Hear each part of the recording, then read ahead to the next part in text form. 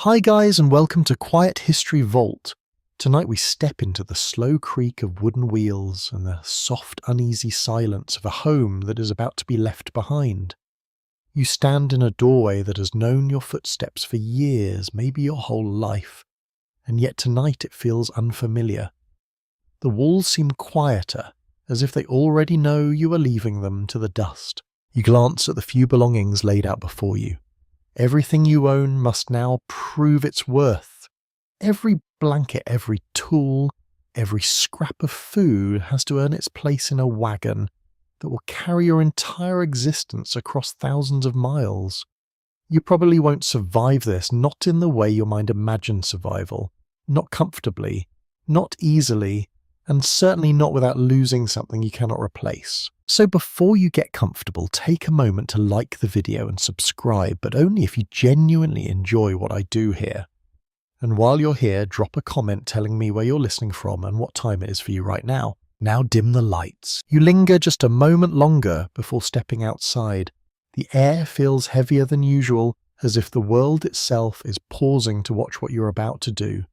This decision to leave behind familiarity for something uncertain was not made in a single day. It has been growing quietly like a seed planted by stories. A widely accepted historical understanding tells us that by the 1840s and 1850s, thousands of families from the eastern United States began moving west along what became known as the Oregon Trail, drawn by promises of fertile land and a better future. The idea of Oregon had taken on a near mythical quality, whispered in letters and shared in taverns, passed from neighbour to neighbour until it felt almost inevitable. But standing here now, the myth begins to thin. You notice how your neighbours look at you differently. Some with quiet admiration, others with concern they do not voice out loud.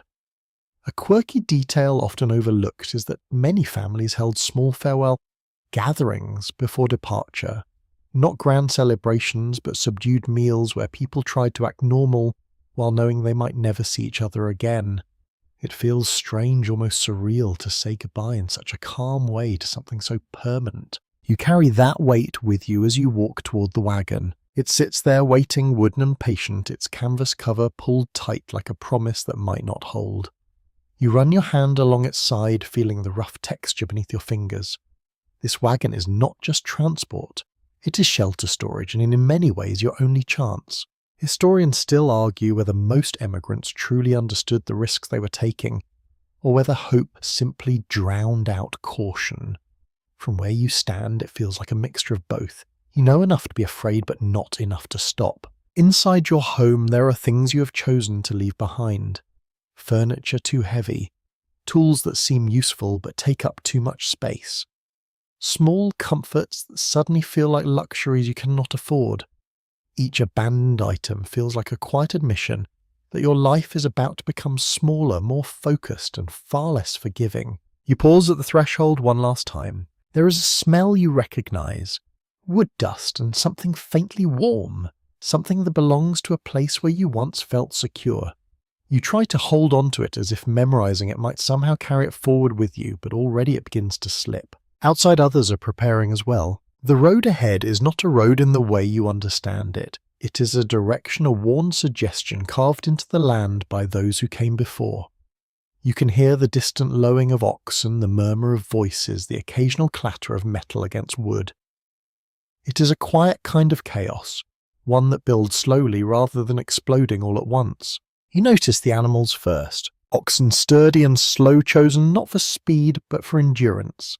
A practical historical note is that most families preferred oxen over horses because they were cheaper, stronger, and less likely to panic under stress. They are not impressive creatures, but they are reliable, and reliability is everything now. You watch as someone adjusts a yoke, tightening it carefully. There is no rushing this. Every mistake, even here at the beginning, has a way of growing larger over time. A child nearby clutches a small object, something insignificant by adult standards, a toy perhaps or a piece of cloth. It reminds you that not everyone here chose this journey. Some were simply brought along their lives, reshaped before they could understand what was happening. You take a slow breath, and still you step forward. The wagon creaks as you begin to load it. Each item is placed with care, balanced against the others. Too much weight in one place and the journey becomes harder. Too little and you risk leaving behind something essential. It is a quiet puzzle, one with consequences that will follow you for months.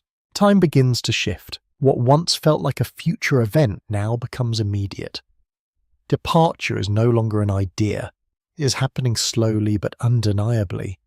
You can feel it in the way people move, in the way conversations shorten, in the way glances linger, just a fraction longer than usual. There is a moment, brief but clear, when you realize there is no turning this into something easy. And yet there is also something else, a small steady thread of determination. You are not alone in this. Around you are dozens, sometimes hundreds of others making the same choice, carrying the same mixture of fear and hope. There is comfort in that, even if it is fragile. You climb onto the wagon for the first time. It does not feel like a home. It feels like a compromise. The space is tight, the surface is hard, the sense of exposure constant. This is not where you will rest comfortably. It is where you will endure. The wheels shift slightly beneath you and you feel the subtle instability of something not yet in motion, but ready to be. You look back once more. The house, the land, the life you knew, all of it remains behind you still and unchanged. For a moment, it seems almost possible to step down, to walk back, to choose a different path. But you do not, because something has already changed. Not in the land, not in the wagon, but in you. You understand now quietly and without drama that survival on this journey will not come from strength alone. It will come from patience, from adaptability, from the ability to let go of what no longer serves you. The first movement of the wagon is almost gentle, a slow roll forward, a soft creak of wood, a shift that feels both small and enormous at the same time. You feel it in your body, in the way your balance adjusts, in the way your mind begins to accept that you are no longer standing still. You are leaving, and as the distance grows, even by a few feet, the past begins to settle behind you, not gone, but unreachable. Ahead the trail waits, not welcoming, not hostile, simply there. And you, whether ready or not, are now part of it. The first real test of your decision does not happen on the trail. It happens here before you have even left, standing beside your wagon, as you begin to understand what it truly means to prepare for a journey that will strip away anything unnecessary. You thought packing would be simple. Bring what matters, leave what does not.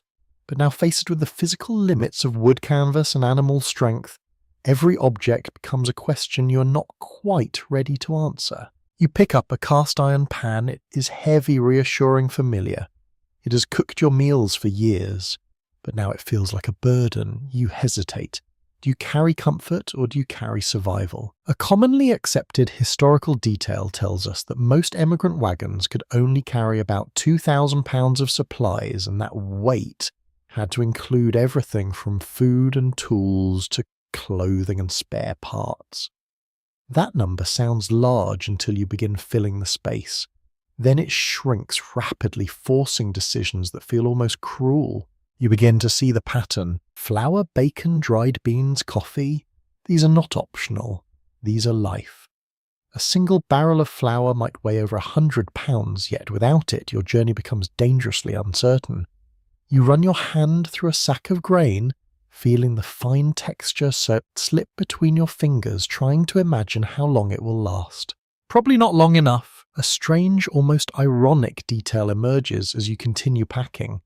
Some families brought items that today feel completely out of place on such a harsh journey. There are accounts of people carrying china sets, books, even small pieces of furniture, convinced they would need them in Oregon. It is a quiet reminder that people do not easily let go of who they are, even when the world demands it. You catch yourself doing the same. A small object, something sentimental, finds its way into your hands. It has no practical value. It will not help you cross a river or fix a broken axle.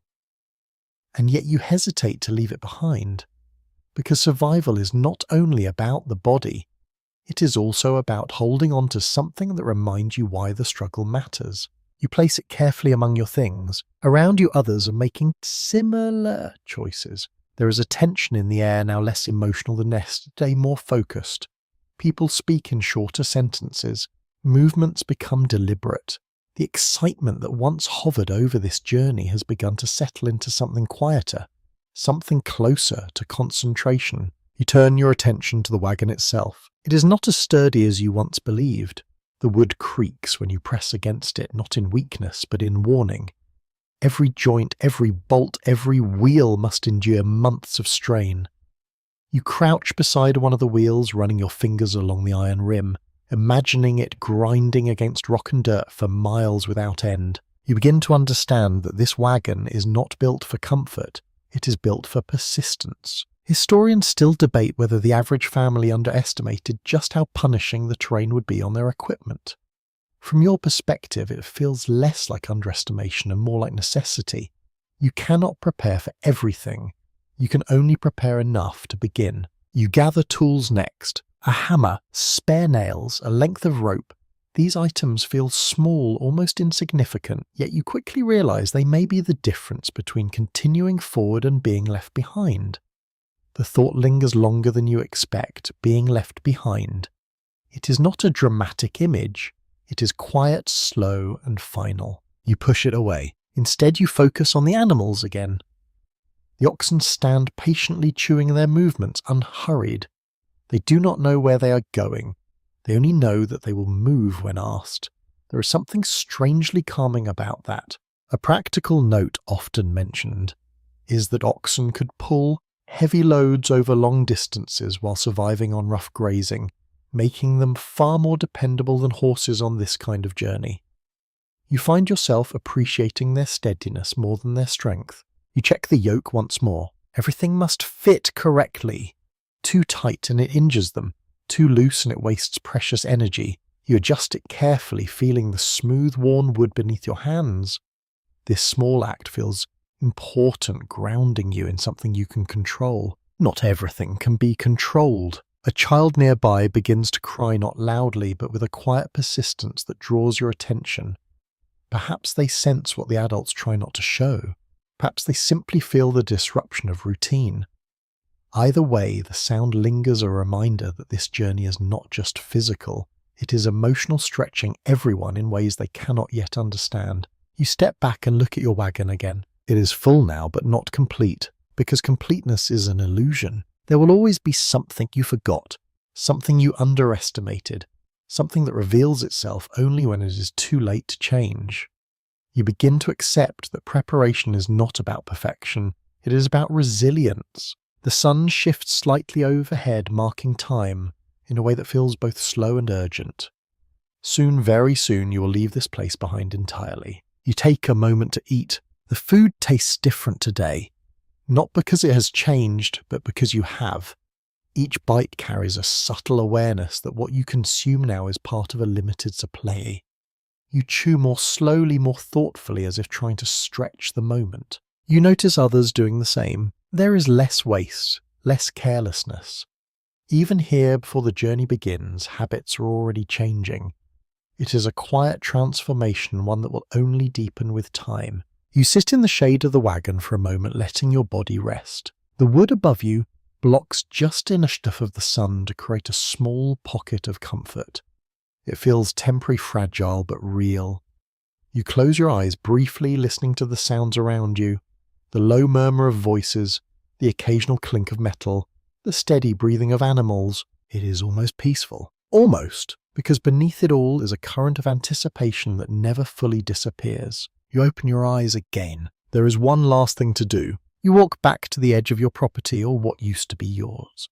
The boundary feels less defined now, as if ownership itself has begun to fade. You look out across the land, committing it to memory, not as it was, but as it is in this moment. Still, quiet, familiar. You wonder briefly if you'll ever see it again. Then you turn away, because the truth is looking back too long makes moving forward harder. You return to the wagon and place your hand on its side once more. The wood feels warmer now, heated by the sun, carrying a different kind of energy. Not comfort, not yet, but potential. You climb up again, settling into the narrow space. It still does not feel like home, but it feels necessary. And that for now is enough. The final preparations fall into place not with a grand signal, but with a quiet readiness. People gather, animals are aligned, wheels are positioned toward the open land ahead. There is no ceremony, no dramatic farewell, just a shared understanding that the moment has arrived. The first movement will all come soon. And when it does, everything you have packed, everything you have chosen, everything you have left behind will begin to reveal whether it was enough. You take one last breath of stillness, because the next one will carry you forward. Morning arrives without sound ceremony. There is no dramatic signal, no single moment where everything begins. Instead, the world simply shifts. The light grows slowly across the ground, touching the edges of wagons, the backs of animals, the faces of people who did not sleep as deeply as they had hoped. You feel it before you fully wake. A quiet movement, a soft tension in the air. The kind that tells you something is about to happen even if no one says it out loud. You sit up, the stiffness already settling into your body. The wagon creaks gently beneath you, reminding you that this space, however temporary, is now where your days will begin and end. Around you others are stirring. Voices are low, almost careful, as if speaking too loudly might break whatever fragile resolve has formed overnight. You hear the soft crackle of small fires being rekindled, the muted clatter of tin cups, the steady, familiar sounds of preparation. It feels different now. Yesterday was about deciding. Today is about doing. A well-established historical observation tells us that many wagon trains gathered at jumping-off towns such as Independence, Missouri, where emigrants finalized supplies and then departed in loose groups heading west.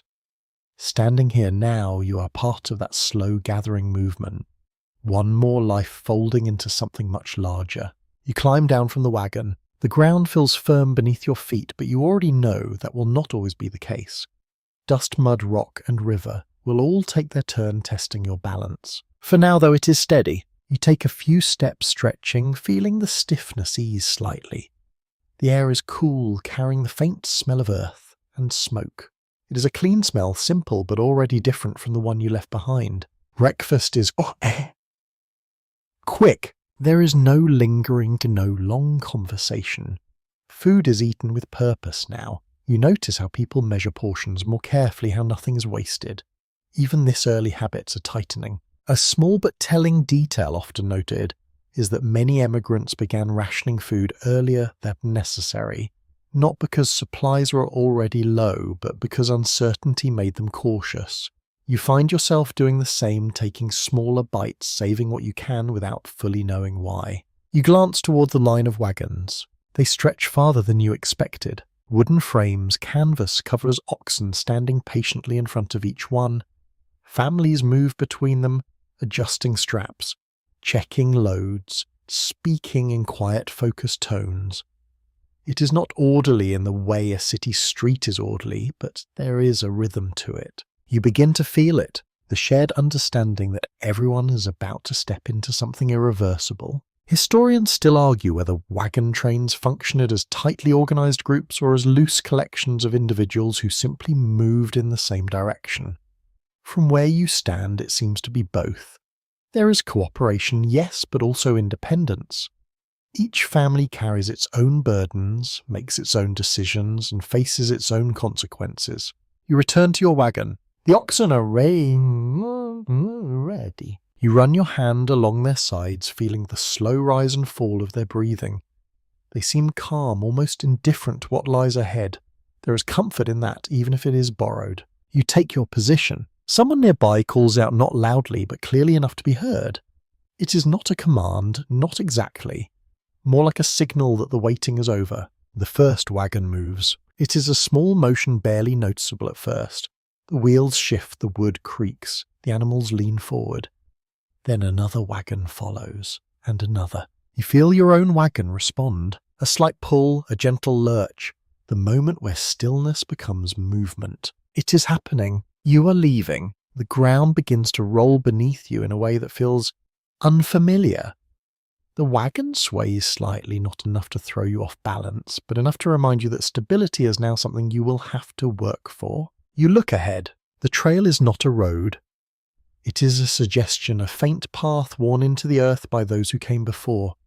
It twists and fades and reappears, never quite certain, always changing. You step down to walk beside the wagon. Very quickly you realize something important. You will not be riding most of the time. A practical historical fact is that many emigrants walk the majority of the journey to reduce the strain on their animals.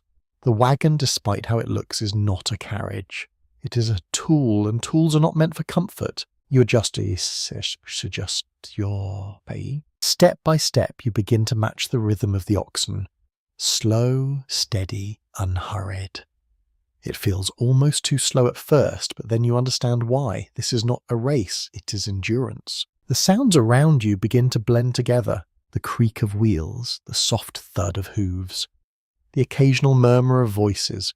It creates a kind of quiet music, repetitive and strangely calming. For a moment it almost feels manageable. Then the dust begins to rise. At first it is barely noticeable. A thin layer kicked up by the movement of animals and wheels. But as more wagons begin to move, it thickens, hanging in the air, settling on your clothes, your skin, your lips. You taste it. Dry, gritty, persistent. It is a small thing, but it reminds you how quickly the environment can change. You pull a cloth over your mouth, adjusting to this new reality. Around you, others do the same. No one complains. Not yet. It is too early for that. A child walks beside you for a few moments, then drifts back toward their family. Their steps are uneven, their attention shifting constantly. You wonder how long it will take for them to adapt, or if they ever truly will. The land begins to open. Fields give way to wider spaces, fewer trees, more sky. The horizon stretches farther than it did before, creating a sense of both freedom and exposure. You feel small, not in a frightening way, not yet, but in a way that makes you aware of how little control you have over what lies ahead. A curious tidbit sometimes mentioned is that some emigrants mark their progress by carving names or messages into rocks or trees along the trail. Small attempts to leave a trace of themselves in a landscape that could easily swallow them whole. You wonder if you will feel the same urge, the need to say I was here. The sun climbs higher. The warmth increases slowly but steadily. You adjust your pace again, conserving energy without fully realizing it. Your body is already learning, adapting to the demands placed on it. You glance back. The line of wagons stretches behind you now, a moving thread connecting dozens of lives.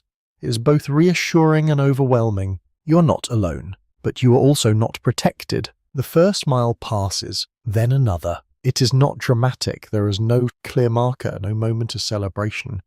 Just a gradual understanding that you are now part of something ongoing, something that will not pause simply because you're tired or uncertain. You feel it in your legs, a subtle ache, not yet painful, but present, and reminder that this is only the beginning. You keep walking, because stopping is not an option. The trail does not wait, and neither can you. The rhythm finds you before you fully understand it. Not all at once, but gradually, like a pattern. Your body begins to recognize even while your mind still resists. Step, breathe, adjust. Step, breathe, adjust. The wagon creaks behind you in a steady, almost hypnotic cadence, and the oxen move with a patience that feels both comforting and unyielding. You walk. That is the truth of it. Not riding, not resting in the shade of canvas as you may have imagined when you first pictured this journey, but walking beside hope mile after mile as if your feet themselves are carrying your future forward. A commonly accepted historical reality is that most emigrants walk nearly the entire distance, sometimes covering 15 to 20 miles a day when conditions allowed. The wagon, despite its size, was reserved for supplies the sick or those too weak to continue. You feel that reality settle into your legs as the hours stretch. The ground shifts beneath you. At first it is firm and predictable, then it softens, then hardens again, then dips unexpectedly where countless wheels have carved deep ruts into the earth. You learn quickly to watch where you step. One careless movement, one twisted ankle, and the entire journey could change. You adjust without thinking. The sun rises higher, and with it the warmth begins to press down more firmly. It is not yet unbearable, but it is persistent. You feel it on the back of your neck, on your shoulders, seeping slowly through your clothing. You pull your hat lower. Around you others move in the same quiet concentration. Conversations come and go, brief exchanges that fade as quickly as they begin. There is no energy for long discussions. Every word now competes with breath. A peculiar little detail that rarely makes it into simple retellings is that many travellers sang softly while walking, not loudly, not as entertainment, but as a way to keep pace and steady their minds. You catch a fragment of a tune drifting from somewhere behind you, barely audible, yet strangely grounding. It lingers. You find your own breathing beginning to match its rhythm, as if your body is searching for any structure it can hold on to. The hours stretch. Time no longer feels divided into neat portions. It becomes something fluid, measured less by clocks and more by the position of the sun, the length of your shadow, the growing weight in your legs. You begin to understand something subtle but important. Endurance is not dramatic. It's quiet, repetitive, almost invisible from the outside. Scholars still debate the extent to which emigrants were mentally prepared for this kind of sustained physical strain. Some argue that a rural life had already hardened them for such demands. Others suggest that nothing quite compared to the unbroken repetition of the trail. As you move forward, it feels like both ideas carry truth. You were not unprepared, but you were not fully ready either. A wagon wheel hits a deeper rut ahead and you hear the sharp crack of wood under pressure. Everyone nearby turns instinctively, attention sharpening in an instant. The wagon tilts slightly, then steadies. No damage. This time. But the moment leaves a trace. You realise how fragile everything is. Not in an obvious way, not in a sense of immediate danger, but in the quiet awareness that each component of this journey depends on the others holding together. The wagon, the animals, your body, your decisions. Remove one and the balance shifts. You keep walking. Dust rises again, thicker. Now as the day warms. It clings to your skin, settles into the folds of your clothes, finds its way into your mouth, no matter how carefully you try to avoid it. You swallow it without thinking. It becomes part of you. You glance toward the oxen. Their pace has not changed. Slow, steady, relentless. There is something almost admirable in their consistency. They do not question the distance. They do not imagine the end. They simply move. You try to do the same. A child stumbles nearby, catching themselves before falling. An adult reaches out, steadying them with a quick practice motion. No words are exchanged. None are needed. These small acts of support happen constantly woven into the fabric of the journey. You begin to notice them more. A shared canteen passed quietly. A hand offered when the ground becomes uneven. A brief glance that says keep going. These moments matter. More than you expected. The land continues to open around you. Fewer trees now. More sky.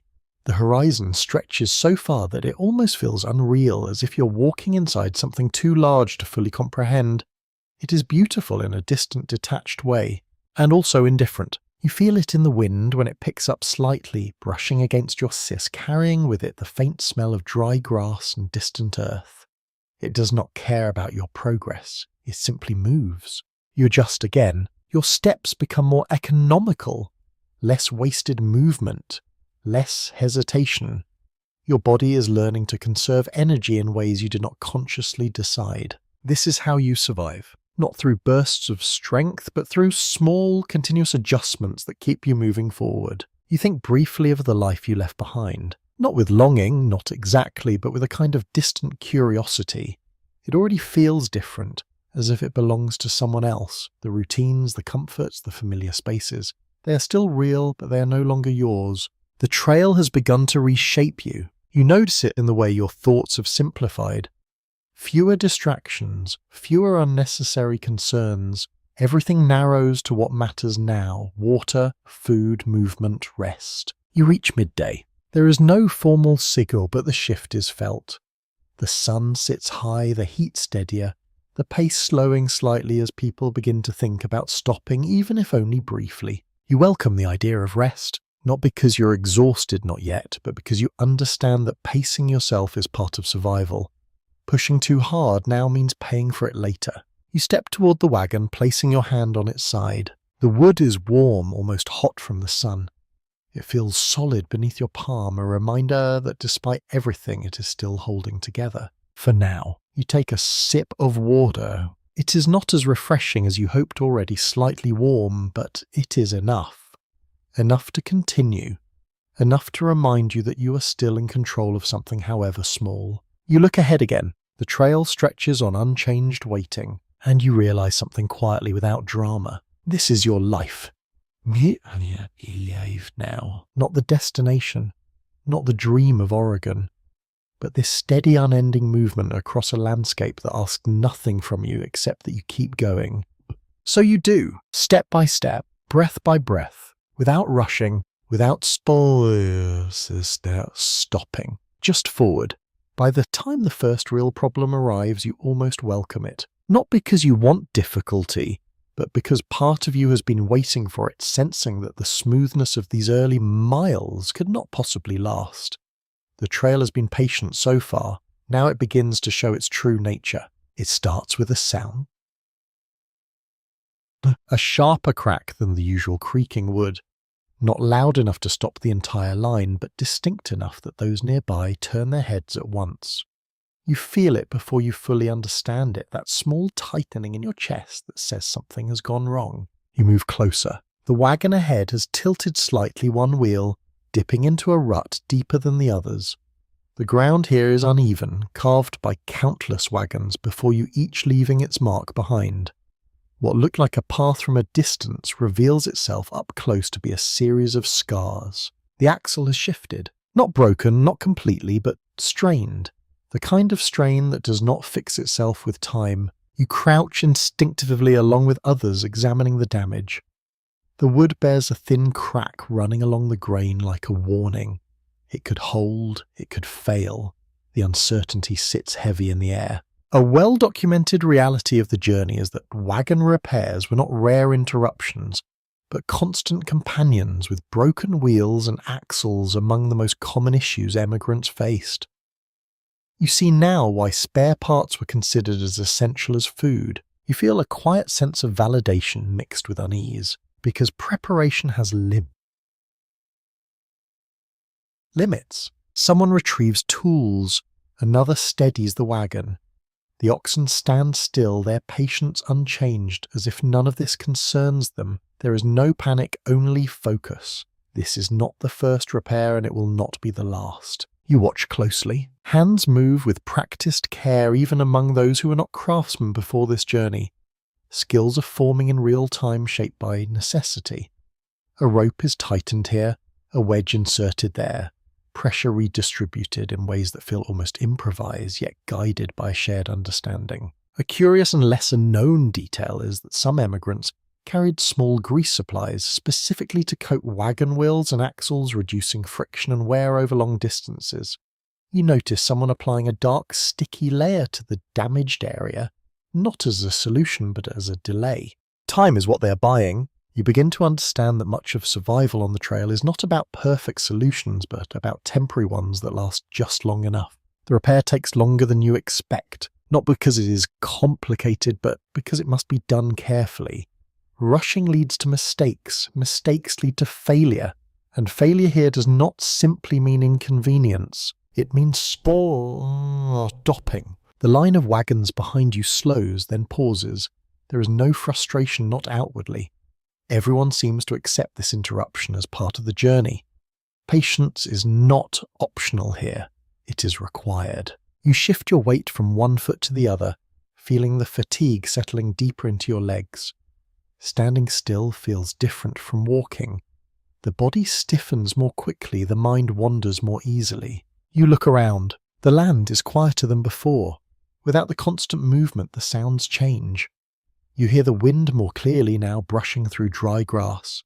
You notice the distant call of something you cannot quite identify. For a moment, it feels almost peaceful.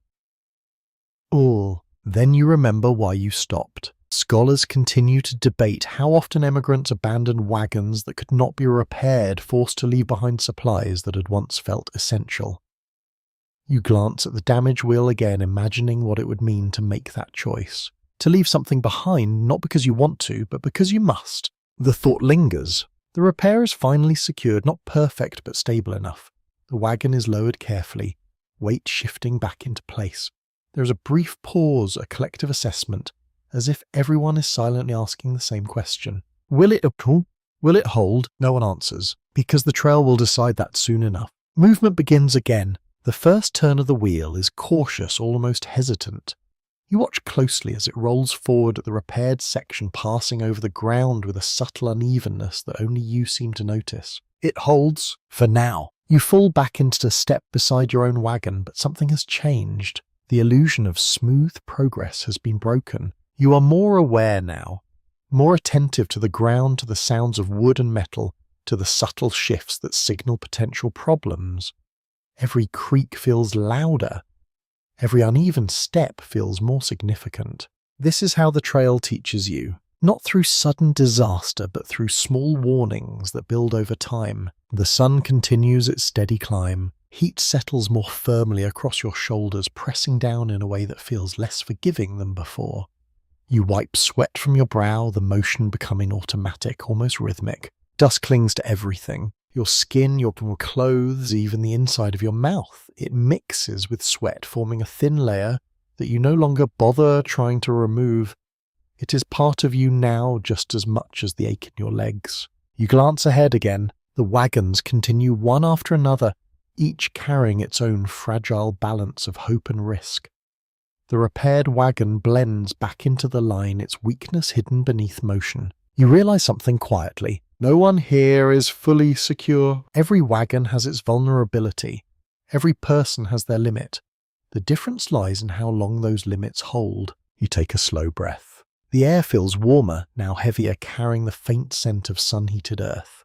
It is not unpleasant, but it is constant, unchanging. You begin to measure time differently. Not by hours, but by events. A repair, a rest, a stretch of smoother ground. Each one marks your progress more clearly than the position of the sun. You feel your body adapting again. The initial soreness has settled into something steadier, a background presence rather than a sharp discomfort. Your steps have become more efficient, your movements more deliberate. You are learning, not in a way that feels like growth, but in a way that feels like survival. You think again of what you left behind, not with regret, but with a kind of distant clarity. That life required effort, yes, but it did not demand this level of constant attention. Here every moment matters, every decision echoes. The trail stretches ahead unchanged in its quiet indifference, and you understand now that this journey will not be defined by grand moments, but by these smaller tests. A wheel that holds or fails, a choice made quickly or carefully, a step taken with awareness or without. You keep walking, because that's the only answer you have. And for now, it is enough. By the time evening settles over the trail, you feel it before you see it. The light softens first. Shadows stretch longer across the ground, pulling the shapes of wagons and people into something quieter, less defined. The heat loosened its grip, not disappearing, but easing just enough for your body to notice the difference. You slow slightly, not because you choose to, but because everyone does. The rhythm of the day begins to unwind step by step, as if the trail itself is allowing you a brief pause. Then the wagon stops. It happens gradually, one after another, until the line that once stretched forward becomes a cluster. There's no perfect formation, just a loose gathering shaped by the land, the light, and the quiet agreement that this is where you will rest. You stand still, and for a moment the silence feels almost unfamiliar. After hours of movement, of constant sound and subtle motion, stillness has its own weight. Your legs continue to echo with the memory of walking, a faint trembling that does not disappear immediately. You take a breath. The air feels cooler now, carrying a different set of smells. Smoke as small fires begin to appear. Dry grass, the faint scent of animals settling into place. You are no longer moving, and that changes everything. A widely accepted detail of trail life is that many wagon groups formed loose circles or clusters at night, not always as a defensive measure, but as a practical way to organize space, manage livestock, and create a sense of shared security.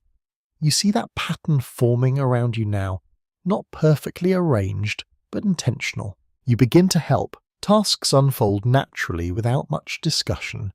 Someone gathers wood, someone else checks the animals, guiding them into a manageable area. You find yourself reaching for a pot, moving toward the small fire that has already been started.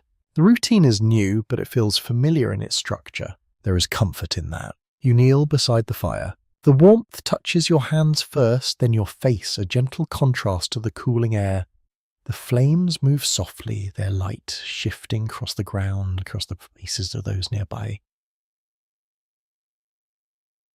It is not bright, but it is enough. A small, almost unexpected detail is that many families cooked simple, repetitive meals on the trail, often relying on the same ingredients day after day: flour, bacon, beans. The variety of home fades quickly replaced by consistency that is less exciting but far more reliable. You stir slowly. The smell rises simple and steady. It is not the kind of meal that invites excitement, but it brings something else: stability, predictability. In a world that is beginning to feel less certain, that matters more than you expected. You eat quietly. Conversations are softer now, slower, as if the day has taken something from everyone and left only what is necessary.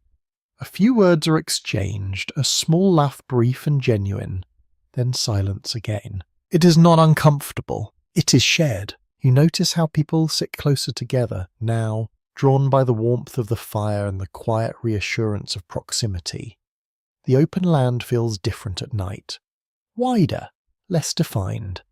The darkness beyond the firelight carries a subtle uncertainty. You understand why no one wanders far. Scholars still debate whether the sense of danger at night was more psychological than physical in many parts of the trail, but from where you sit, the distinction hardly matters.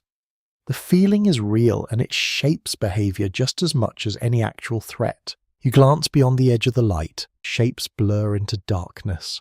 The land that seemed so open during the day now feels hidden, as if it has drawn a curtain around itself. You listen, catching faint sounds that were lost before. A distant movement, the soft rustle of wind through grass. Your senses sharpen. You wrap a blanket around your shoulders. The fabric feels rough but warm enough. You pull it closer, adjusting to the gradual drop in temperature. The contrast between day and night is more noticeable out here, without walls to soften it. You feel exposed, but also strangely grounded. A child nearby leans against an adult already half asleep. Their breathing slows, steady and soft. It is a quiet reminder that even here in this uncertain space, rest still comes. Eventually, you finish eating and set the bowl aside. Cleaning is minimal. Water is too valuable to waste. You wipe what you can, leaving the rest for later or not at all. Standards shift quickly when survival takes priority. You rise slowly. Your legs protest slightly, the stiffness returning after the long hours of movement. You stretch, feeling the tension ease just enough. Then you turn towards the wagon. It waits where you left it, unchanged yet already familiar in a new way. You climb up, adjusting your position carefully within the limited space. The wood beneath you is firm, unyielding, but after the day you have had, it feels almost welcoming. You settle in. The canvas above you blocks part of the sky, but not all of it.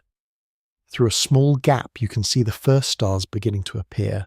Faint at first, then clearer as the light continues to fade. You watch them. There is something calming about their steadiness, their quiet presence above everything that feels uncertain below.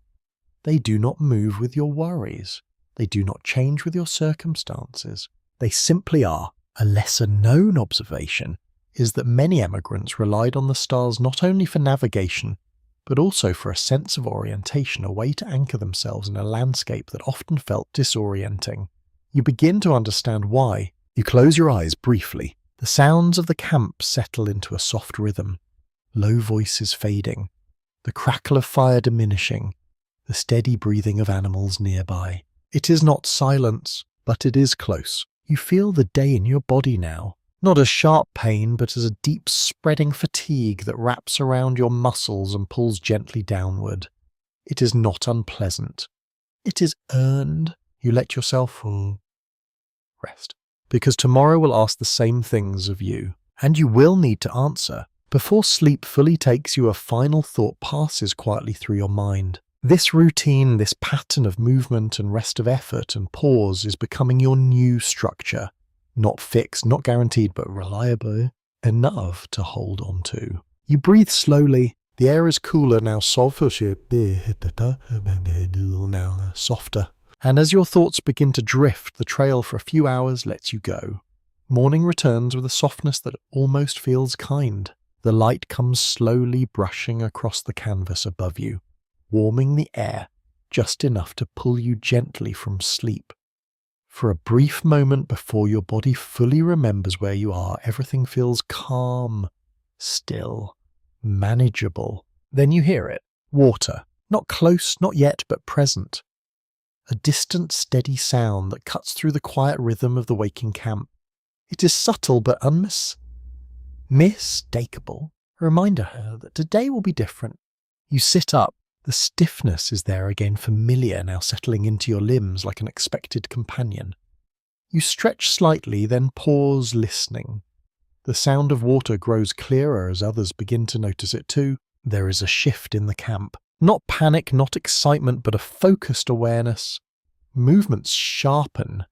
Conversations take on a slightly different tone. You feel it without needing it explained. You're approaching a river. A commonly accepted historical truth is that river crossings were among the most dangerous parts of the journey along the Oregon Trail, often more deadly than the mountains themselves.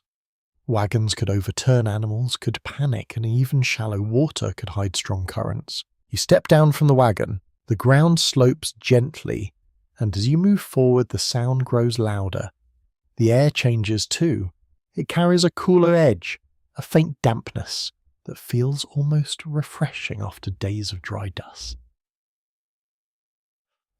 You crest a small rise, and there it is. The river stretches before you, wider than you expected, its surface shifting with quiet movement.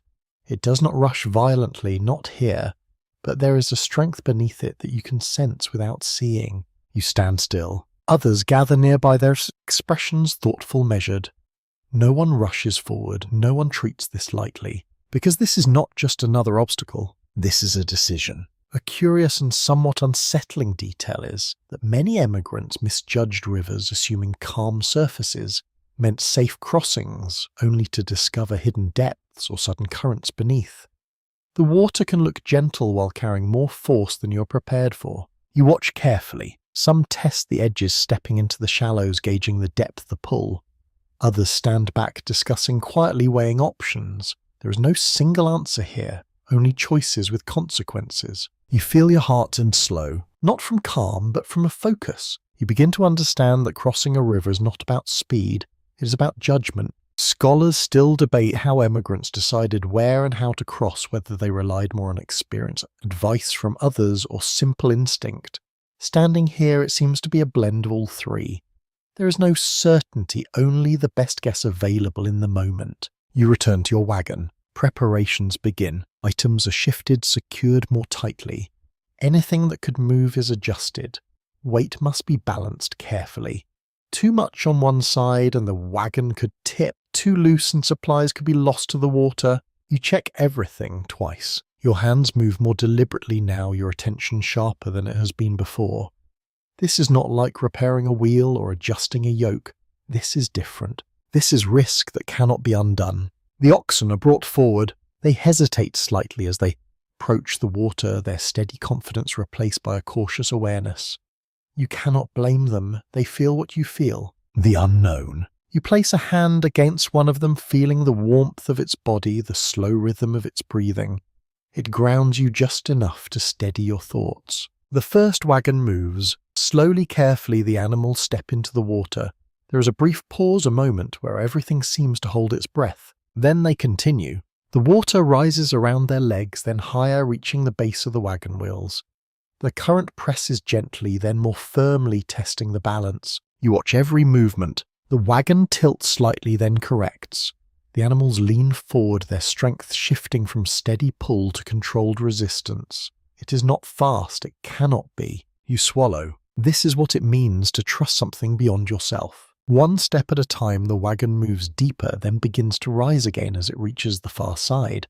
There is a collective exhale, quiet but shared, as it clears the water. It made it, but the relief is brief, because now it is your turn. You guide your wagon forward. The ground beneath your feet changes as you approach the edge, softer, less certain. You step carefully, feeling the slight give of damp soil. Then the water touches your boots. It's colder than you expected, a sharp contrast to the warmth of the air, sending a quick jolt through your body. You steady yourself, focusing on the next step, then the next.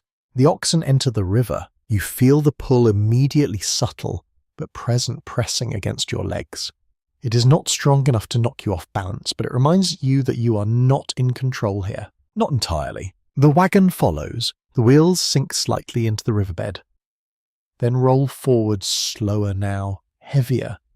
You hear the faint shift of wood under pressure, the quiet strain of the structure adjusting to a new kind of force. You keep your eyes forward, not on the far bank, not yet, but on the path immediately ahead. Each step matters, each movement builds on the last. The water rises higher, mid-calf, then knee, then just below the edge of the wagon bed. You feel your breath tighten, not from fear exactly, but from concentration. This is the moment where things could go wrong. A hidden dip, a sudden shift, a misstep. You tighten your grip. The oxen push forward, their strength steady, unwavering. They do not rush, they do not hesitate, they simply move. You match them, step by step. The current presses harder, now swirling around your legs, tugging slightly. You adjust your stance, leaning just enough to maintain balance without overcorrecting. Your world narrows. There is no past, no future, only this crossing. Then slowly the pressure eases. The ground rises beneath your feet, firmer, now more stable. The water begins to fall away inch by inch until it slips back from your legs entirely. You step onto dry land, and for a moment you do nothing. Just stand. The wagon clears behind you, the wheels dripping the wood, darkened by water but intact. You turn, glancing back at the river. It looks the same as before. Calm, quiet, almost as harmless. But you know better now. You take a breath, deeper this time. The crossing is behind you, but its weight lingers, not as fear, but as understanding. This journey will not challenge you in obvious ways. It will test you quietly. In moments like this, moments where everything depends on your ability to remain steady, to choose carefully, to move without panic, you gather yourself and continue forward, because the trail does not pause for reflection, and there will be more rivers ahead.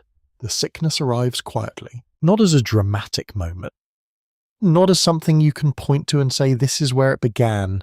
Instead, it slips into the rhythm of the trail, hidden among the dust, the water, the shared cups and tired hands that no longer think to question every small contact. You notice it first in someone else, a figure walking a little slower than before, their steps uneven, their posture slightly bent. At first, it seems like simple exhaustion. Everyone is tired, everyone aches, but then they stop, and they do not start again right away. You watch from a distance. There is a stillness around them, a pause that feels different from ordinary rest. Someone kneels beside them, speaking softly, but you cannot hear the words. You do not need to. Something is wrong. A widely recognized historical reality is that diseases, especially cholera, spread rapidly along the trail, often through contaminated water sources. It moved faster than wagons, faster than warnings, leaving fear in its wake long before people fully understood what they were facing. You feel that fear now. Not sharp, not overwhelming, but present. It settles quietly into your thoughts, changing the way you look at everything. Water, once a relief, now carries a question. Hands once reaching freely now hesitate. You continue walking, because what else can you do? The day unfolds as it always does. Step by step, breath by breath. The routine remains, but something beneath it has shifted. Conversations are shorter. Glances linger longer. You begin to hear it. Whispers, not loud, not openly discussed, but passed from one person to another in fragments.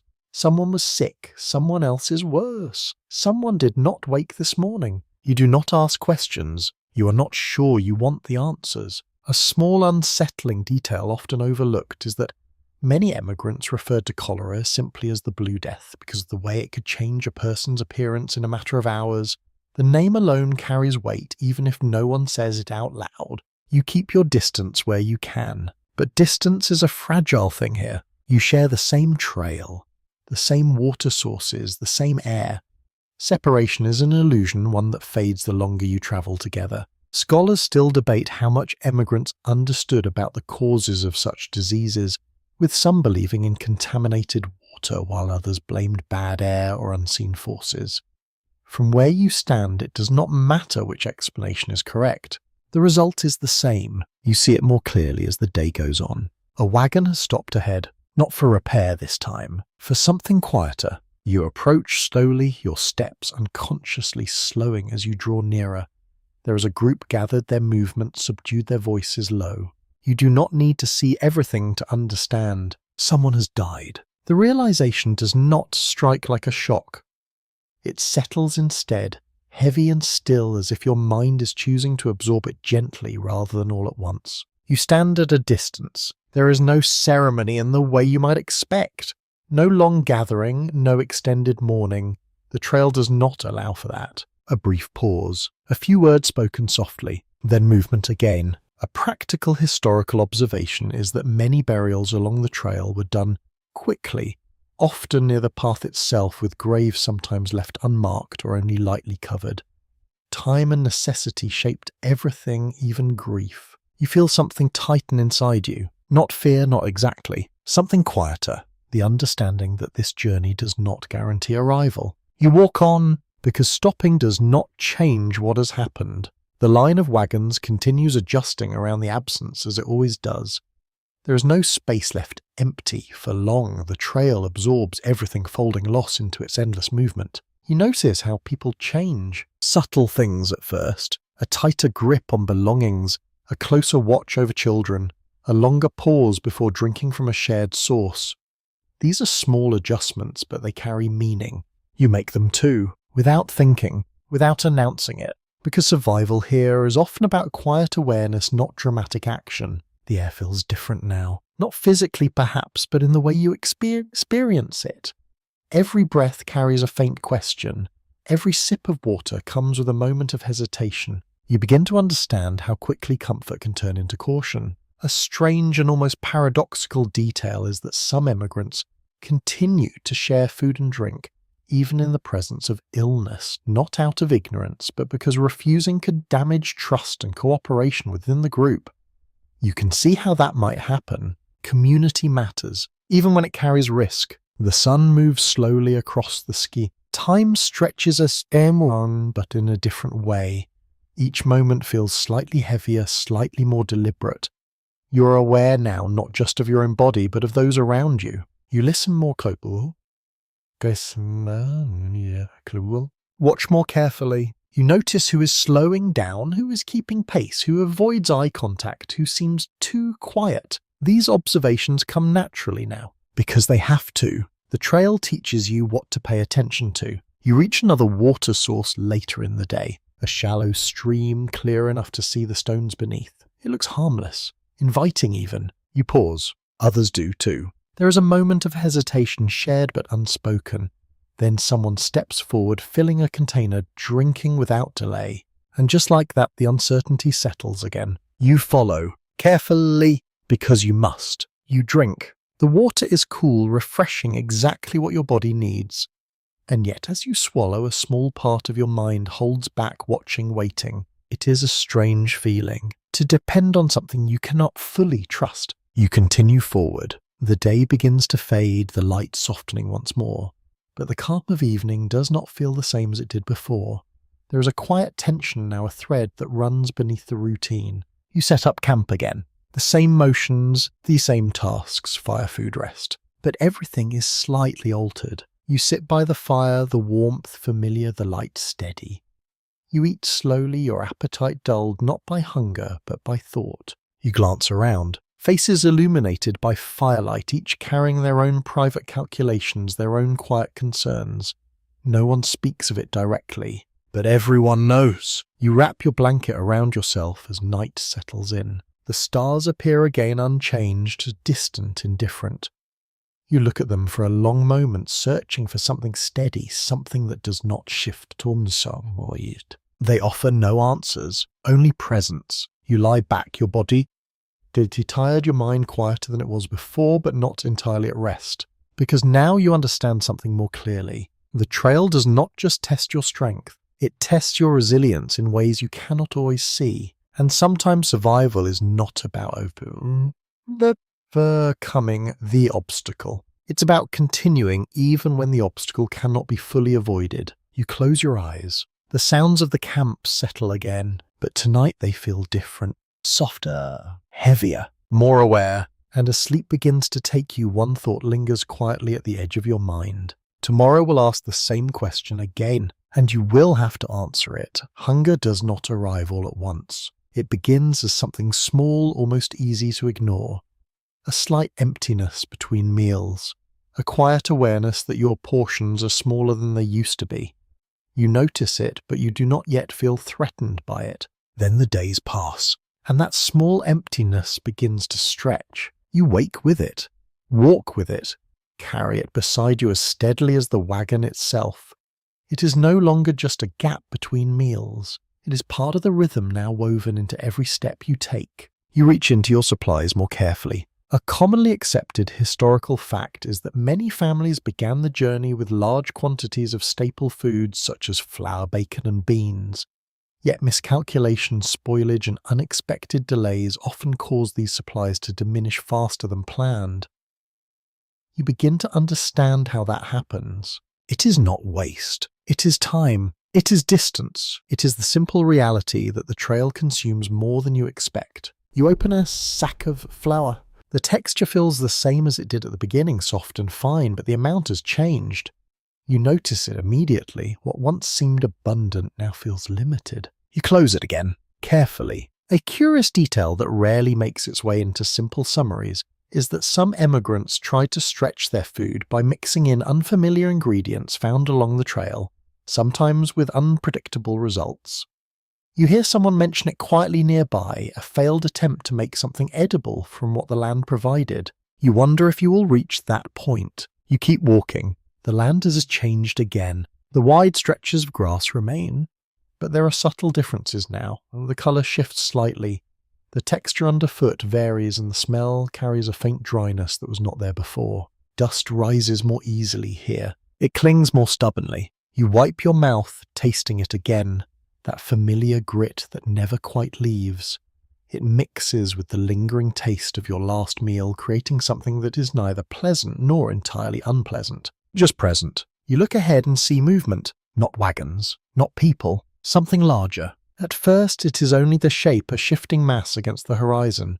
Then it becomes clearer. Dark forms moving together, slowly, deliberately. Buffalo. A well-known historical observation is that vast herds of American bison once roamed the plains in numbers, difficult to imagine today, providing both opportunity and challenge for emigrants who cross their paths. You stand still for a moment watching them. They move as one, not rushed, not scattered, but unified in a way that feels almost deliberate. The ground seems to respond to their presence, the air carrying a deeper, heavier scent. You feel it before you fully recognize it. Life, wild and untamed. There is a stir among the travelers. Some see food, others see risk. Scholars still debate how often emigrants successfully hunted buffalo, and whether it significantly supplemented their diet or was more of an occasional advantage. From where you stand, it feels uncertain. Nothing here is guaranteed. A few people move forward cautiously, watching, measuring distance. The animals are not aggressive, but they are not passive either. Their size alone commands respect. You do not move closer. Instead, you observe. There is something grounding about watching them, something that pulls you out of your own concerns for a moment. They exist without your journey, without your struggle. Their lives follow a different rhythm, one that does not intersect with yours unless you force it to. Eventually the herd shifts direction. Slowly, almost imperceptibly, they begin to move away, their forms blending back into the distance. The moment passes, leaving behind only the faint imprint of what you witnessed. You continue walking. The hunger remains. It is sharper now, more defined. Not painful, not yet, but insistent. You think about your next meal more often than before, measuring time, not by the sun, but by when you will eat again. You notice others doing the same. Glances towards some supplies, subtle adjustments in portion sizes. No one speaks of it directly, but the awareness is shared. The trail teaches you quickly. Food is not just nourishment, it is strategy. You reach a brief pause in the day, not a full stop, just a slowing enough to take a few bites, a few sips of water. You sit on the edge of the wagon, your body grateful for even this small rest. You eat slowly. Each bite feels more significant than it did before. You chew carefully as if extending the moment might somehow extend the effect. It does not, but you try anyway. A small, almost ironic detail is that some immigrants carried spices or small flavourings early in the journey, only to abandon them later when weight and necessity forced harder choices. You think about that as you eat. Flavour becomes less important. Sustenance becomes everything. You finish and sit for a moment longer. The land stretches out before you unchanged in its quiet vastness. It does not offer what you need. It simply exists. You stand again, because sitting too long makes starting again harder. You resume your place beside the wagon, your steps falling back into the now familiar rhythm. The ache in your legs is steadier now, less sharp, more constant. Your body is adjusted, but it has not grown stronger in the way you might have hoped. It has simply learned to endure. The sun begins to lower. The light softens once more, casting longer shadows across the ground. The day moves toward its end, but the hunger does not fade with it. It stays, a quiet companion. You glance at your supplies again, not opening them this time, just looking, measuring, estimating. You begin to calculate without realizing it, dividing what you have by the distance you still must travel. The numbers do not comfort you, but they do not stop you either. You continue, because that is what this journey demands. Not certainty, not abundance, just continuation, step by step, with less than you would like, with more than you thought you could manage. And as the evening approaches, you realize something quietly. Hunger does not weaken you in the way you expected. It sharpens you. It focuses your thoughts, narrows your attention, reminds you of what matters most. And in that sharpening, you find something unexpected. A kind of clarity. Not about you, but about the present. And for now, that is enough. The work never really stops. Even when you are not walking, even when your legs finally rest and the wagon stands still, something always needs attention. A strap loosened during the day, a garment torn on rough wood, a pot that must be cleaned with barely any water to spare.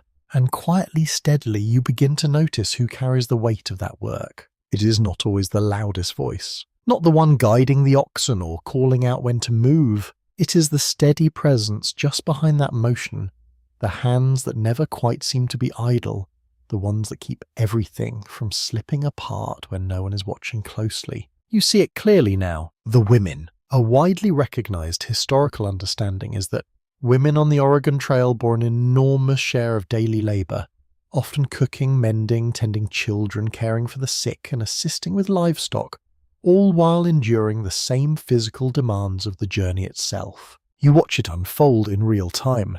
A figure kneels beside a small fire, stirring a pot with slow practice movements. Another checks a child's clothing, adjusting it with careful hands. Nearby, someone scrubs a piece of fabric against a rough surface using only a small amount of water, making each motion count. There is no pause, no clear boundary between tasks, just a continuous flow of effort that holds everything together. You begin to understand that survival here is not only about strength or endurance in the obvious sense, it is about consistency, about showing up to the same small responsibilities again and again, even when your body is tired, even when your mind drifts. A lesser known but revealing detail is that many women kept journals along the trail, recording daily events in brief practical entries, sometimes noting births, deaths, weather, and distances travelled in the same calm tone. It suggests a kind of emotional discipline that you can almost feel in the way they move. You wonder how they maintained it, or if they simply had no choice. You walk a little globum, observing. A child begins to cry nearby, not loudly, but with a quiet persistence that signals discomfort rather than panic. The response is immediate. Someone lifts them gently, speaking in a soft voice, rocking slightly until the sound fades. It feels instinctive, practiced. You realize that care here is not a separate activity. It is woven into everything. Scholars still debate the extent to which traditional gender roles shifted or remained fixed during the journey west, with some arguing that necessity blurred boundaries while others believe responsibilities stayed largely consistent. From what you see, the lines feel both present and flexible. Everyone works, but not in the same way. You notice how tasks overlap. A woman adjusts a harness. Another helps steady a wagon during a brief stop.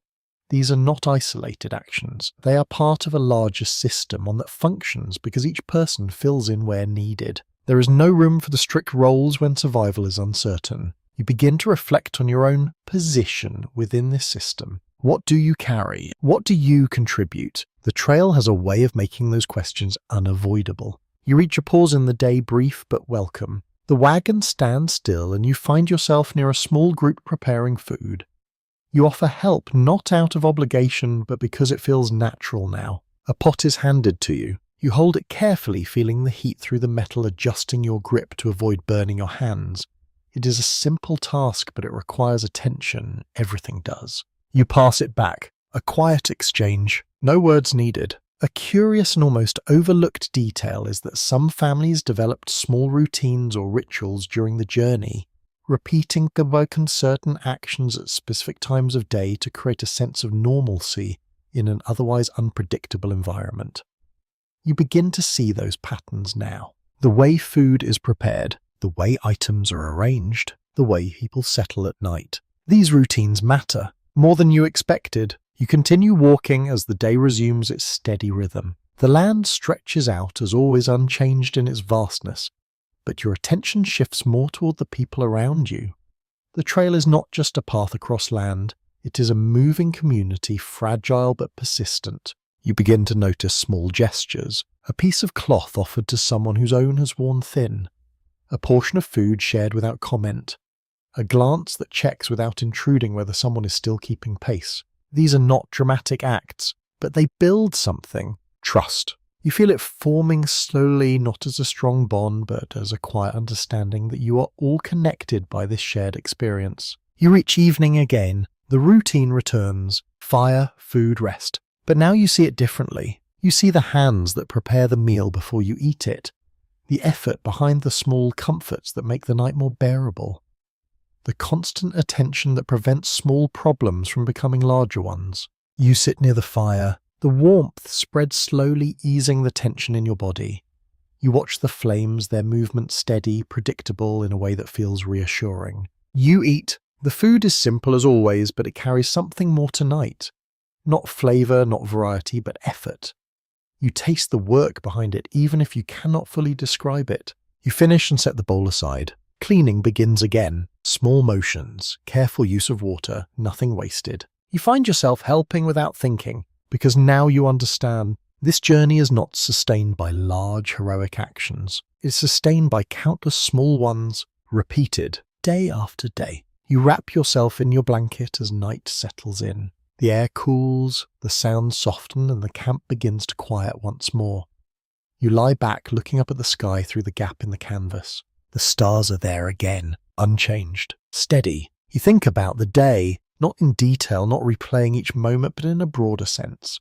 What you saw, what you learned, what you now understand more clearly than before. Survival is not just about reaching the destination. It is about maintaining the fragile system that carries you there. And that system depends on people who do not always stand at the front. People who keep moving, keep working, keep holding things together when it would be easier to stop. You close your eyes slowly. The fire fades. The sounds settle. And as sleep begins to take you, one thought lingers quietly, almost like a whisper. Strength does not always look the way you expect. Sometimes it is quiet and constant and everywhere around you.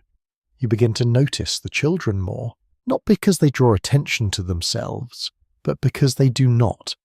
Their presence blends into the rhythm of the trail so completely that it almost disappears, and that's what makes it stand out once you truly see it. They walk, not always steadily, not always without complaint, but they walk.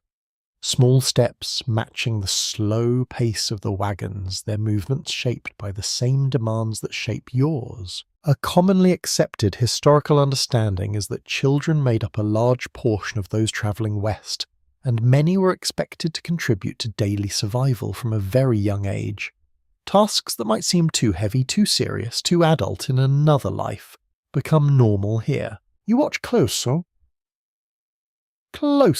A young boy gathers small pieces of wood not randomly but with purpose, selecting those that will burn well, carrying them back in careful bundles.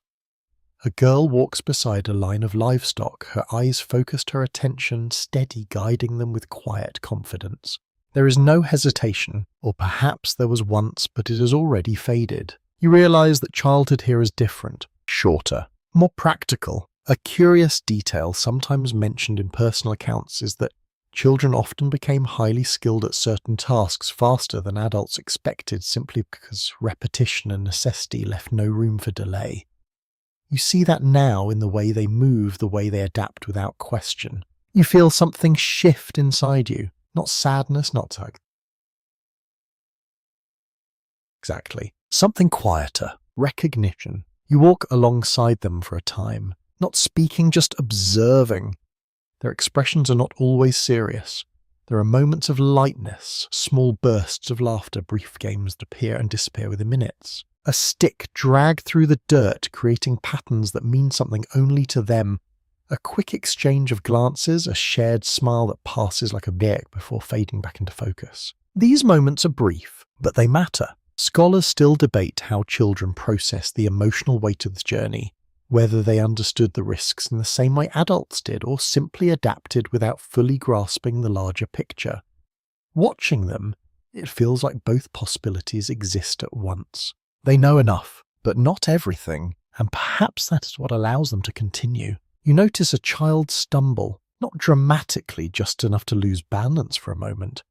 They catch themselves quickly glancing around as if to check whether anyone saw, then they continue walking, their pace unchanged. You say nothing, because there is nothing to say. This is part of it. The trail does not pause for small setbacks, and neither do they. The land stretches out as always wide and unchanging, but your focus remains closer now, drawn to these smaller figures moving within it, their steps, their tasks, their quiet resilience. You begin to understand something more clearly. Survival here is not divided by age. It is shared. A small but telling detail is that many children on the trail were responsible for watching younger siblings managing small animals, assisting with daily chores, often without direct supervision for long stretches of time.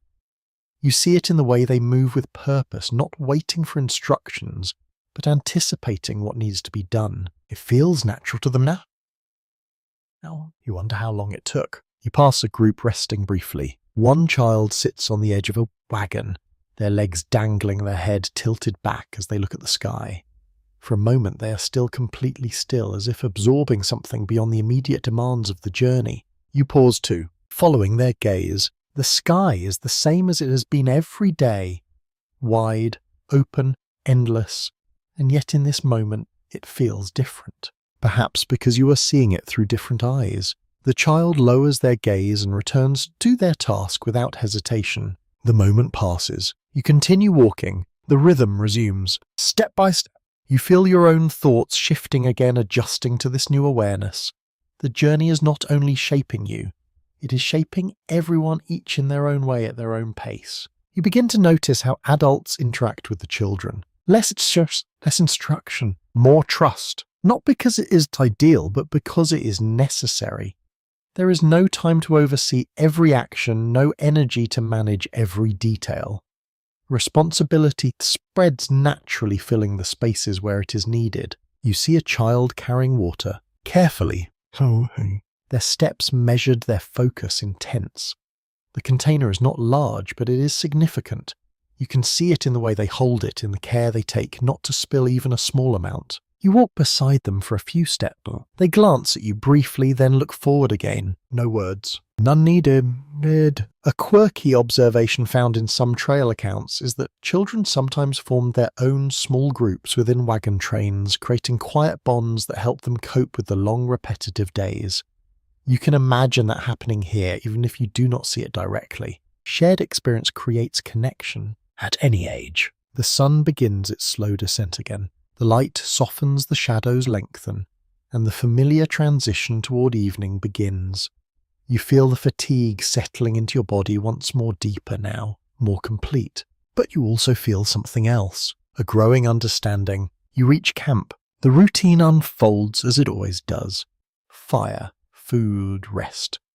But your attention remains on the children, on the way they move within this space, not as passive participants, but as active contributors. You see them gather wood, assist with cooking, settle beside adults as night falls. There is no separation between their world and yours, only a difference in scale. You sit near the fire watching the flames shift and settle. A child leans against a nearby figure, their eyes heavy, their movements slower now.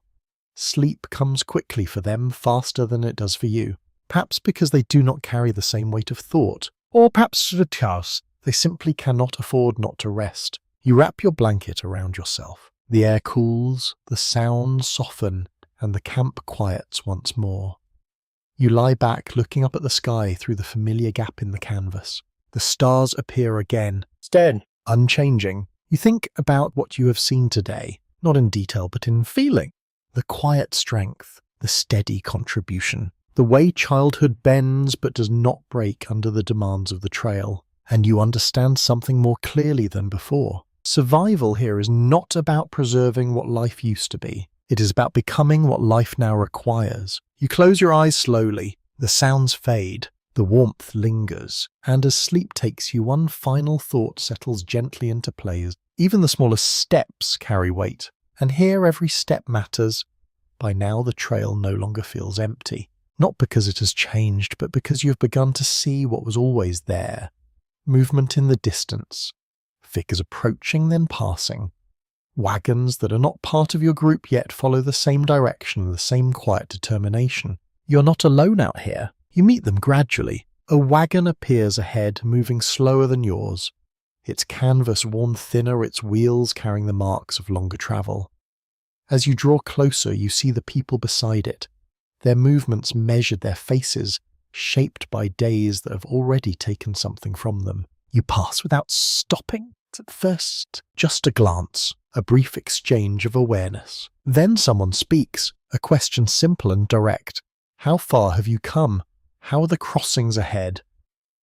The words are practical, but beneath them is something else. Information is survival. A commonly accepted historical understanding is that emigrants relied heavily on shared knowledge from others along the trail, exchanging news about river conditions, weather, terrain, and available resources. You feel the importance of that now, because the land does not explain itself. People do. You slow your pace, just enough to listen. The answers come in fragments, a river ahead deeper than expected, a stretch of dry land with little grass for animals, a warning about illness in a group that passed earlier. None of it is certain. All of it matters. You nod, absorbing what you can, knowing that you will have to decide what to trust. A curious detail often overlooked is that some emigrants carried small guidebooks or maps that were already outdated by the time they were used, forcing travellers to rely more on word of mouth than written direction. You begin to understand why those books could only take you so far. The trail changes. Advice fills the gaps. You move on. The wagon you passed fades behind you, replaced by the steady rhythm of your own group. But the information stays with you, settling into your thoughts, shaping the way you look ahead. You begin to notice others more carefully now. A lone rider passing quickly, their posture focused, their movement purposeful. A small group resting beside the trail, their supplies spread out, their expressions tired but alert. Each encounter carries a question. Are they ahead of you? Behind you? Struggling? Thriving? You cannot always tell. Scholars still debate how much trust existed between different wagon groups, whether cooperation was the norm or caution prevailed in most interactions. From where you stand, it feels like a balance. You share what you can, but you hold something back because you must. You approach another work group later in the day. This one is stationary, their wagon tilted, slightly a wheel removed. You recognize the scene immediately. Repair. You slow again, not out of obligation, but because stopping feels natural now. Assistance, even brief, has become part of the rhythm of the trail. You step closer. Hands are already at work, adjusting, tightening, lifting. The process looks familiar, almost routine. You offer a tool, hold a piece in place, contribute in a small way. No one asks your name. No one needs to. The exchange is practical, immediate. A lesser-known but telling detail is that temporary alliances often form during difficult moments, with strangers helping each other through repairs or obstacles only to separate again once the immediate need passed. You feel that now in the way this interaction unfolds. You help. They nod. You move on. The connection is brief, but real. You continue walking. The land stretches out as always, but your awareness has shifted again. The trail is not just a path across distance. It is a network of movement, a flow of people carrying stories, warnings, and fragments of experience that pass from one group to another. You are part of that flow now. You begin to listen more carefully, not just to what is said, but to how it is said. The tone, the hesitation, the confidence or lack of it. These details matter as much as the information itself. You learn to read them, because not all advice is equal. You hear a story passed quietly between two travellers, a shortcut, a faster route that avoids a difficult stretch of land. It sounds appealing, tempting, but something in the way it is told makes you pause. A slight uncertainty, a lack of detail. You feel it immediately. You do not follow it. Historians still argue whether many immigrants were led astray by unreliable advice or simply made difficult decisions based on incomplete information. Standing here, the difference feels small. A choice is still a choice, and the consequences remain. You continue on the main trail. It may be slower, but it is known, and sometimes that is enough. The day moves forward. The encounters fade into the background, replaced by the steady rhythm of your own steps, your own wagon, your own thoughts. But the presence of others lingers, shaping the way you see the journey. You're not isolated. You are connected, even if those connections are brief, even if they leave as quickly as they arrive. You reach evening once more. The camp forms as it always does, the familiar routine settling into place. Fire, food, rest, but now there is an added layer. Stories. They pass quietly between people, shared in low voices near the fire. What was seen, what was heard, what might lie ahead. You listen, not asking, not interrupting, just absorbing. You understand now that these stories are more than conversation. They are preparation. You wrap your blanket around yourself as the night deepens. The air cools, the fire dims, and the voices fade one by one. You lie back looking up at the stars, their steady presence unchanged. But you feel different, more aware, more connected. You think about the people you passed today, their faces, their words, their brief presence in your journey, and you realize something quietly. Survival here is not only about what you carry, it is about what you learn from others, from the land, from the moments that pass quickly but leave something behind. You close your eyes slowly. The trail continues, even in stillness, and tomorrow it will bring new voices, new warnings, new choices, and you will listen, because now you know how much that matters. The land has felt endless for so long that when something different appears, it almost seems unreal. At first, it is only a shape on the horizon, not moving like a wagon, not shifting like a herd, but still, solid, unchanging. You narrow your eyes slightly, trying to make sense of it as the distance slowly closes. A structure. You feel a subtle lift in the air around you. Not excitement exactly, but recognition. Others have seen it too. The quiet rhythm of the trail continues, but there is a slight quickening beneath it. A shared awareness that you are approaching something out of the ordinary. A place. A commonly accepted historical reality is that forts along the trail, such as Fort Laramie, served as important stopping points where emigrants could rest, trade, and gather information about the journey ahead. You walk toward it. The structure grows clearer with each step. Wooden walls, find edges, straight lines that stand in contrast to the open, shifting land you have grown used to. It feels almost unnatural after so many days of irregular shapes and endless horizons, and yet deeply familiar. You approach slowly, not rushing, because even something that resembles safety requires attention. You have learned that already. As you draw closer, the sounds change. Voices more layered than usual, the faint clink of metal. The movement of people not bound to the same slow rhythm of the trail. It feels almost crowded, even if it is not. You step inside the boundary, and immediately the world shifts. There is structure here. Order! Not perfect, not absolute, but present. Wagons are positioned with more intention. People move with a sense of direction that feels different from the wandering pattern of the trail. You pause, taking it in. The smell is different too. Less dust, more wood, more human presence concentrated in one place. It is subtle but noticeable. You feel it, a kind of temporary return to something closer to the life you once knew. A curious detail noted in some accounts is that emigrants often felt both relief and unease when arriving at forts, comforted by the presence of supplies and people, yet aware that such places could also bring higher prices, crowded conditions and conflicting information. You understand that feeling now, relief and caution. You move through the space carefully. Traders stand near their goods, their expressions practiced, their voices measured. Supplies displayed in ways that make them seem more abundant than they are. Flour tools, cloth small items that suddenly feel more valuable than they did before. You stop near a table. A piece of equipment catches your eye. Something you recognize as useful, perhaps even necessary. You reach for it, then pause. The price is higher than you expected. Of course it is. Out here, distance adds value. You weigh the decision, not just in terms of cost, but in terms of need. What you have, what you might lose, what you might gain. This is a different kind of calculation, not survival in the immediate sense, but preparation for what lies ahead. You make your choice, carefully, because every exchange here carries forward into the days to come. Scholars still debate whether forts were primarily beneficial or exploitative for emigrants, offering essential resources while also taking advantage of limited options. Standing here, it feels like both are true at once. You move on. You see others doing the same, examining goods, speaking quietly, making decisions that do not feel small even when the items are here.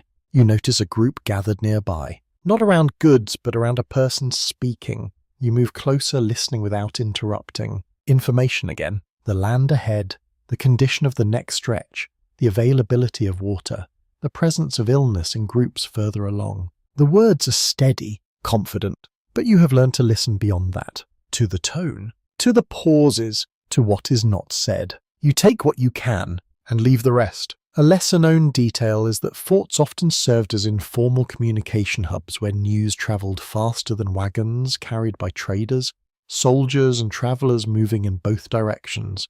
You feel that network around you now, invisible but active. You are part of it, even if only briefly. You find a place to sit, not far from your wagon, but within the space of the fort.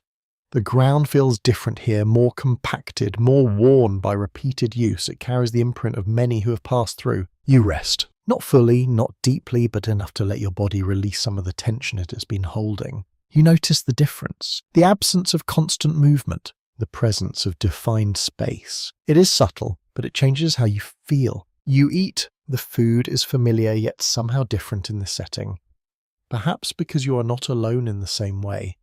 Perhaps because the structure around you creates a sense of pause that the open land does not. You take your time, more than usual, a small indulgence. You allow it. You watch the people around you. Different faces, different wagons, different stages of the journey. Some just beginning, others far ahead of where you are now. You wonder what they have seen, what they have lost, what they have learned. The thought lingers, then fades.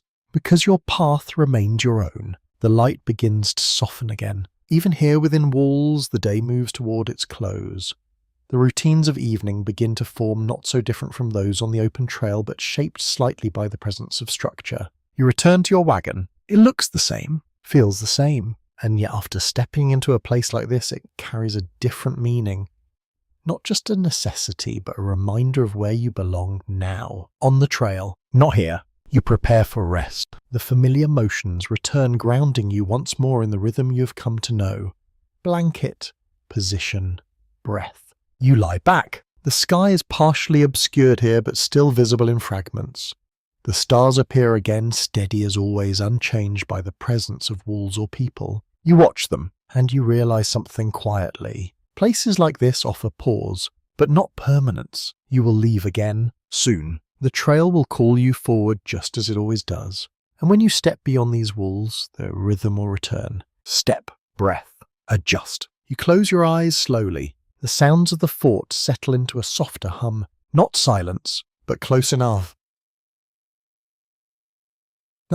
And as sleep comes, you carry with you the brief comfort of structure, knowing it will fade with the morning. Because this journey is not meant to be held still, only continued. The heat changes first. Not suddenly, not in a way that demands your attention all at once, but gradually until you realize that what once felt manageable has become something heavier, more constant, more difficult to ignore. The air does not move as easily. It settles. It presses. You feel it on your skin, in your breath, in the way your clothes cling slightly where they did not before. The sun rises, as it always does, but now it seems to stay closer. Its presence more direct, less forgiving. You walk anyway, because there is no alternative. A broadly accepted historical reality is that travellers on the plains often faced extreme temperature swings, with days that grew intensely hot and nights that could cool rapidly, forcing constant adjustment. You feel that contrast more clearly now, your body no longer surprised by it, but not entirely comfortable either. You adjust your pace, slightly slower, more deliberate. You conserve energy without fully thinking about it. Your movement shaped by necessity rather than choice. The ground beneath you feels different too. Drier, looser in places. Dust rises more easily now, thicker, lingering longer in the air. It catches in your throat, settles in your lungs, turning each breath into something you notice more than you want to. You swallow and keep moving. A peculiar and rarely emphasized detail is that some emigrants wrapped damp cloth around their faces during particularly dusty stretches, creating a small barrier against the constant grit. You consider doing the same, adjusting the fabric you already have, trying to find a balance between comfort and practicality. It helps. A little, but not enough to remove the sensation entirely. You glance toward the sky. Clear! Too clear. There is no relief there. The horizon remains wide and empty, offering no shade, no veracine, only distance. Scholars still debate how much the psychological weight of the open plains affected emigrants compared to the physical challenges, whether the endless sameness contributed to fatigue in ways that are difficult to measure. As you walk, it feels like the two are inseparable. The body tires, the mind follows. You notice it in small ways, thoughts drifting, attention slipping. Moments where you forget briefly why you are here, only to remember again with a quiet, steady clarity. You reach midday. The heat sits directly above you now, no longer at an angle, no longer softened by distance. It feels heavier, more focused, as if the air itself has thickened. You pause briefly. Not long enough to rest fully, but enough to drink, to breathe, to gather yourself before continuing. The water is warmer now, not unpleasant, but less refreshing than before. You drink anyway, knowing that thirst is not something you can afford to ignore. You move on. The first sign of change comes not from the sky, but from the wind. A shift, subtle at first, a movement across your skin that feels different, carrying a faint coolness that does not match the heat of the day. You look up again. The sky is still clear, but something is changing. A curious detail found in some trail accounts is that sudden storms could form quickly on the plains, often catching travellers off guard with little warning beyond a shift in wind or light. You feel that possibility now, even before you see it. You keep walking, but your awareness sharpens. The wind grows stronger, not enough to disrupt your movement, but enough to carry dust higher, to shift the air in a way that feels less stable. You hear it in the grass, a low, steady sound that was not there before. You look toward the horizon, and now you see it. Clouds. Not large at first, not threatening, but present. Gathering, slowly building in a way that suggests they are not finished yet. You feel the tension rise. Not fear, preparation. The wagons continue. No one stops. Not yet, because stopping too soon wastes time. Stopping too late invites trouble. You walk faster, just slightly, matching the subtle increase in urgency around you. Conversations pick up briefly, then fade again as people focus on what needs to be done. The wind strengthens, dust lifts higher, swirling around you, reducing visibility just enough to make the distance feel uncertain. You narrow your eyes, focusing on what is immediately ahead. The sky darkens, not fully, not dramatically, but enough to change the colour of the light.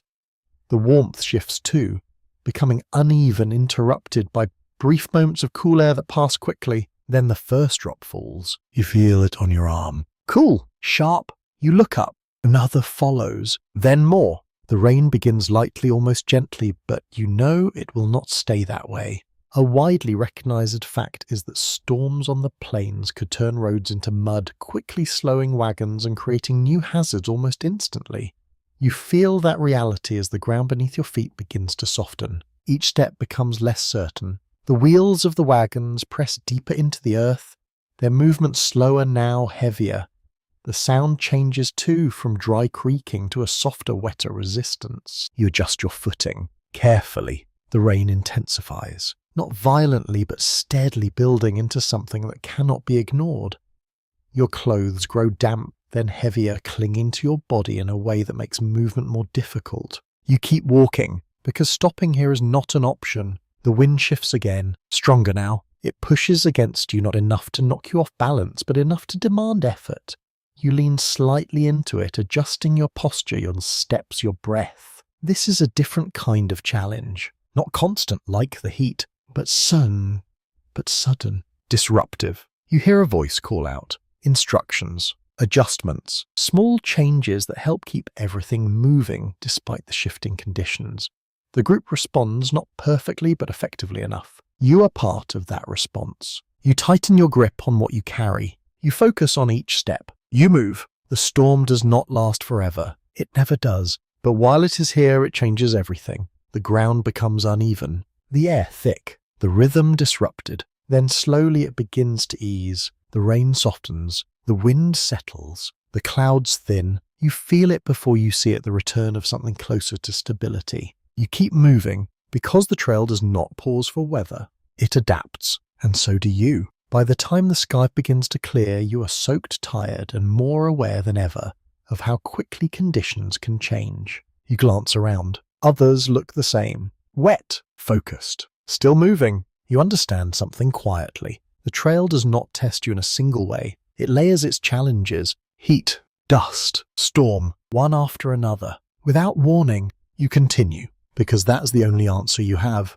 And as the light returns softer, now filtered through the remains of the storm, you realize that endurance is not about resisting change. It is about moving through it, without stopping,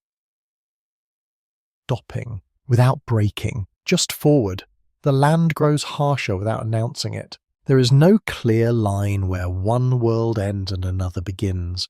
Instead, the change comes in small signals that gather slowly until you realize you're no longer walking through the same kind of country. The ground feels different first, harder in some places, but strangely loose in others, as if the earth itself cannot decide what it wants to be. Fine dust mixes with rough stone, creating a surface that shifts under your feet just enough to demand constant attention. You adjust again. The air carries less life. The faint scent of grass that once drifted through your breath has thinned, replaced by something drier, more mineral, more distant. You notice it without thinking, the way your senses have learned to track change before your mind names it. You keep walking. A widely recognized historical observation is that emigrants crossing regions such as the Snake River Plain often faced some of the most difficult conditions on the journey, including scarce water, poor grazing for animals, and stretches of volcanic soil that wore down both equipment and endurance. You feel that reality now. The oxen move slower, not dramatically, not enough to stop, but enough to shift the rhythm. Their steps are heavier, their breathing more noticeable.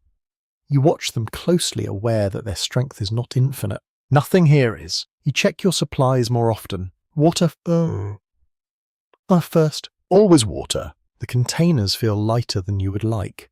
You measure each sip more carefully now, not just for yourself, but for what must last through the hours ahead. A curious and slightly unsettling detail is that some emigrants referred to this kind of terrain as silent land. not because it made no sound, but because it offered so little response to those crossing it. You begin to understand that description. The wind moves, but it carries little. No scent of water, no sign of shelter, just space. Scholars still debate how much of the suffering in regions like this came from poor planning versus unavoidable environmental limits. From where you stand, the distinction feels less important than the experience itself. You are here, and this is what it demands. The sun rises higher. The heat returns, but it feels different than before. Less humid, sharper. It presses against your skin without relief, drawing moisture from you in a way that feels steady and unyielding. You wipe your face. The sweat is lighter now, thinner. You notice that too. Your body is holding back, conserving. You slow your pace, not by much, but enough to match the changing conditions. Every step becomes more deliberate, more measured. You waste less movement. You think less about distance and more about continuation. One step, then another. A lesser known detail is that animals often suffered more than people in these regions, weakened by lack of proper grazing and the abrasive ground beneath their hooves. You see it in the way the oxen move, their steady rhythm now carrying a subtle strain. You stay close, watching, listening, because their condition reflects your own. If they fail, everything changes. You pass a wagon stopped at the side of the trail, not broken, just still. The animals stand with their heads lowered, their movements slower than the rest.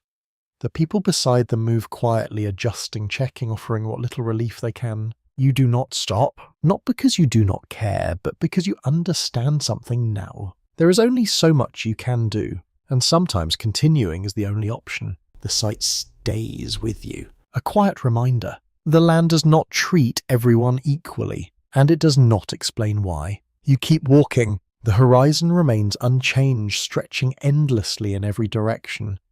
There are no clear markers here, no visible progress beyond the subtle shift of ground beneath your feet. You begin to measure time differently again, not by distance, but by endurance. How long you can maintain this pace. How long your body can hold this steady effort without breaking. You feel the strain building, not sharply, not suddenly, but gradually, like a weight being added one small piece at a time.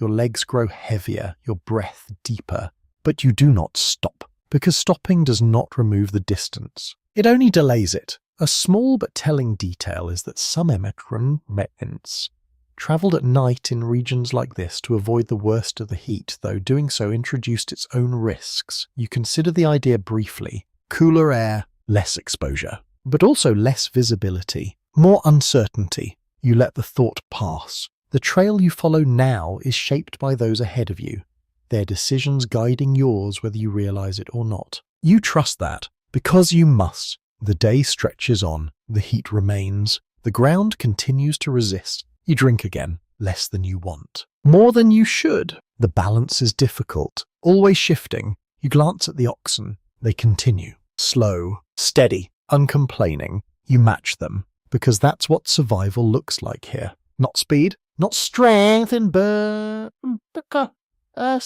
but persistence, unbroken. The sun begins to lower. The light softens slightly, the harshness easing just enough to make the air feel breathable again.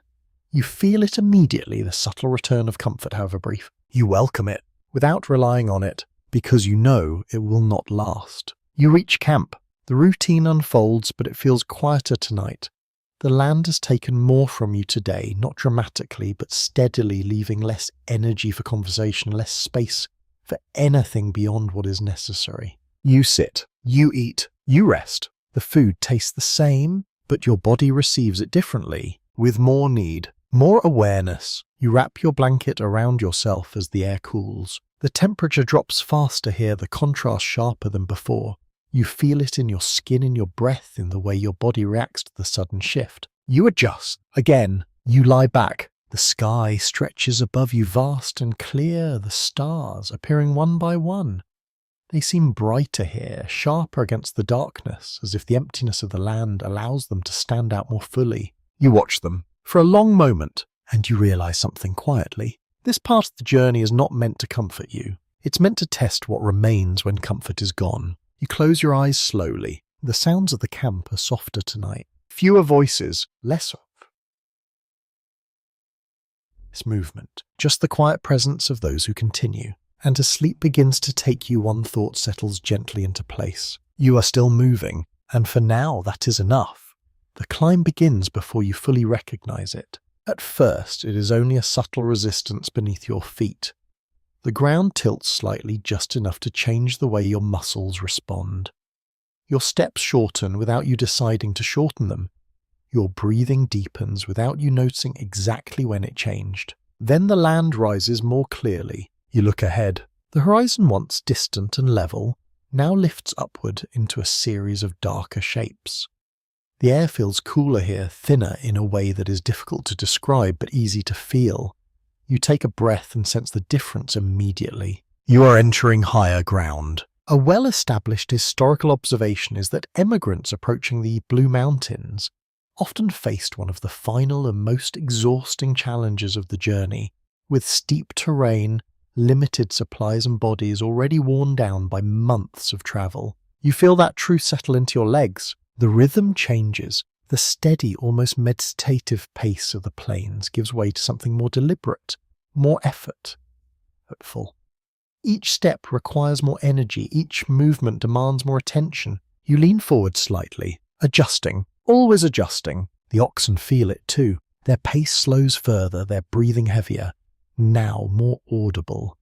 You hear the effort in it, the quiet strain that matches your own. Their strength remains, but it's no longer effortless. Nothing is. You stay close to this, watching, because their movement dictates yours. A curious and somewhat overlooked detail is that some emigrants had to unload portions of their wagons before steep climbs, carrying goods by hand or making multiple trips to lighten the load.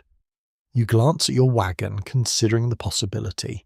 The weight suddenly feels more real, more present. You do not stop yet, but the thought lingers. The path narrows, not dramatically, but enough to change the feeling of space around you. The wide openness of the plains fades into something more contained. Trees begin to appear scattered. At first, then more frequent their presence, altering the light and the air. You notice the shade. It feels different. Not just cooler, but more enclosed, more intimate. The sound changes too. The wind moves differently here, filtered through branches, carrying a softer, more layered tone. You listen. Your senses adjust again. Scholars still debate how emigrants perceived this transition, whether the mountains felt like a welcome change after the plains or a final barrier standing between them and their goal. As you walk, it feels like both at once, relief and challenge. You continue upward. The ground becomes uneven rocks appearing more frequently beneath your feet. You step carefully, placing each foot with intention, aware that a misstep here carries more consequence than it did on the flatland. Your legs begin to ache more sharply, not the steady fatigue you have grown used to, but a deeper, more focused strain. You feel it in your calves and your thighs, in the way your body resists each upward movement. You keep going, because stopping does not make the climb easier. It only delays it. A small but telling detail is that many emigrants reached this stage of the journey with supplies already reduced, making the physical demands of the mountains even more difficult to manage. You feel that in your body, the earlier hunger, the careful rationing, all adding to the weight of this moment. You take a breath, then another, slower now, more deliberate. You pause briefly, not long enough to rest fully, but enough to gather yourself. You place a hand against the side of the wagon, feeling the rough wood beneath your palm, grounding yourself in something solid. Then you move again. The climb continues. Step, breath, step. The pattern returns, but altered heavier, more demanding. You notice how quieter it is. Not empty, not silent, but different from the plains. The sounds are closer here, contained less spread out. You hear the creak of the wagon more clearly, the movement of animals, the shifting of feet against stone.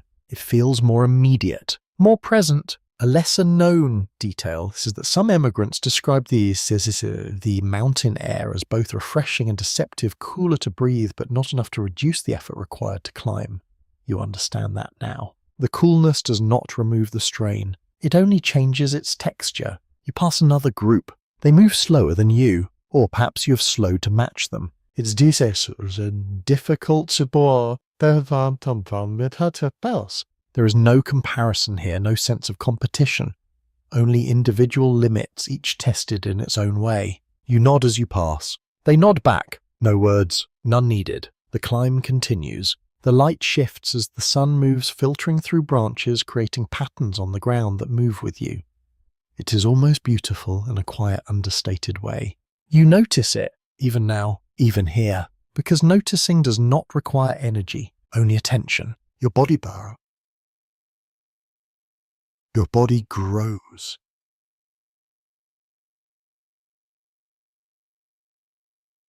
Each step feels more deliberate than the last.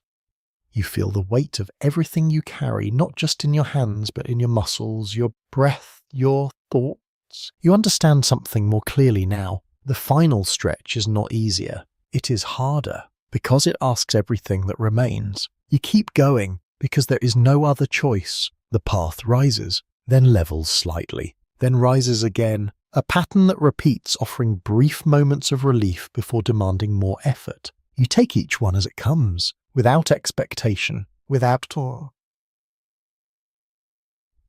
resistance, just movement. The sun begins to lower, the light softens, the shadows lengthen, and the air cools further. You feel the change subtle, but welcome, easing the pressure just enough to make the next steps possible. You reach a place where the ground levels, not completely easy, but enough. You stop, just for a moment, looking out. The view stretches behind you, the path you have travelled, visible in fragments, winding through the land in ways you could not see while you were within it. You take it in, not as a destination, but as a measure of what you have already done. Then you turn forward again, because there is still more. You reach camp. The routine unfolds slower tonight, each movement carrying the weight of the day.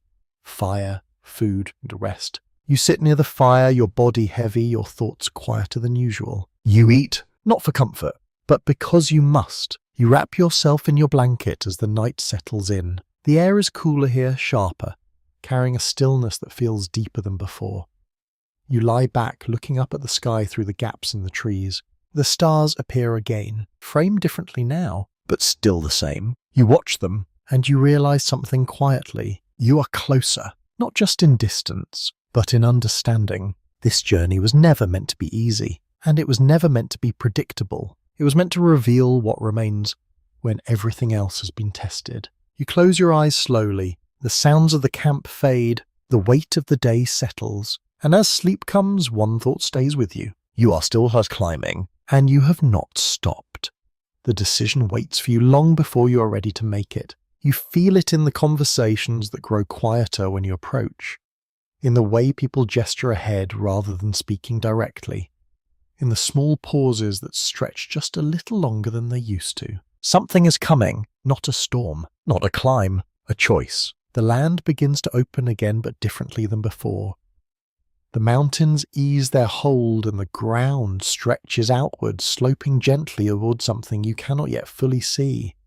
The air carries a faint dampness, again subtle, but present like a memory returning. You walk forward, and then you see it, the river, wider than any you have crossed before. Not rushing wildly, not crashing against its banks, but moving with a steady, undeniable force that fills the space before you. You stop, not alone. Others gather nearby, their attention fixed on the same view, their thoughts moving along similar paths.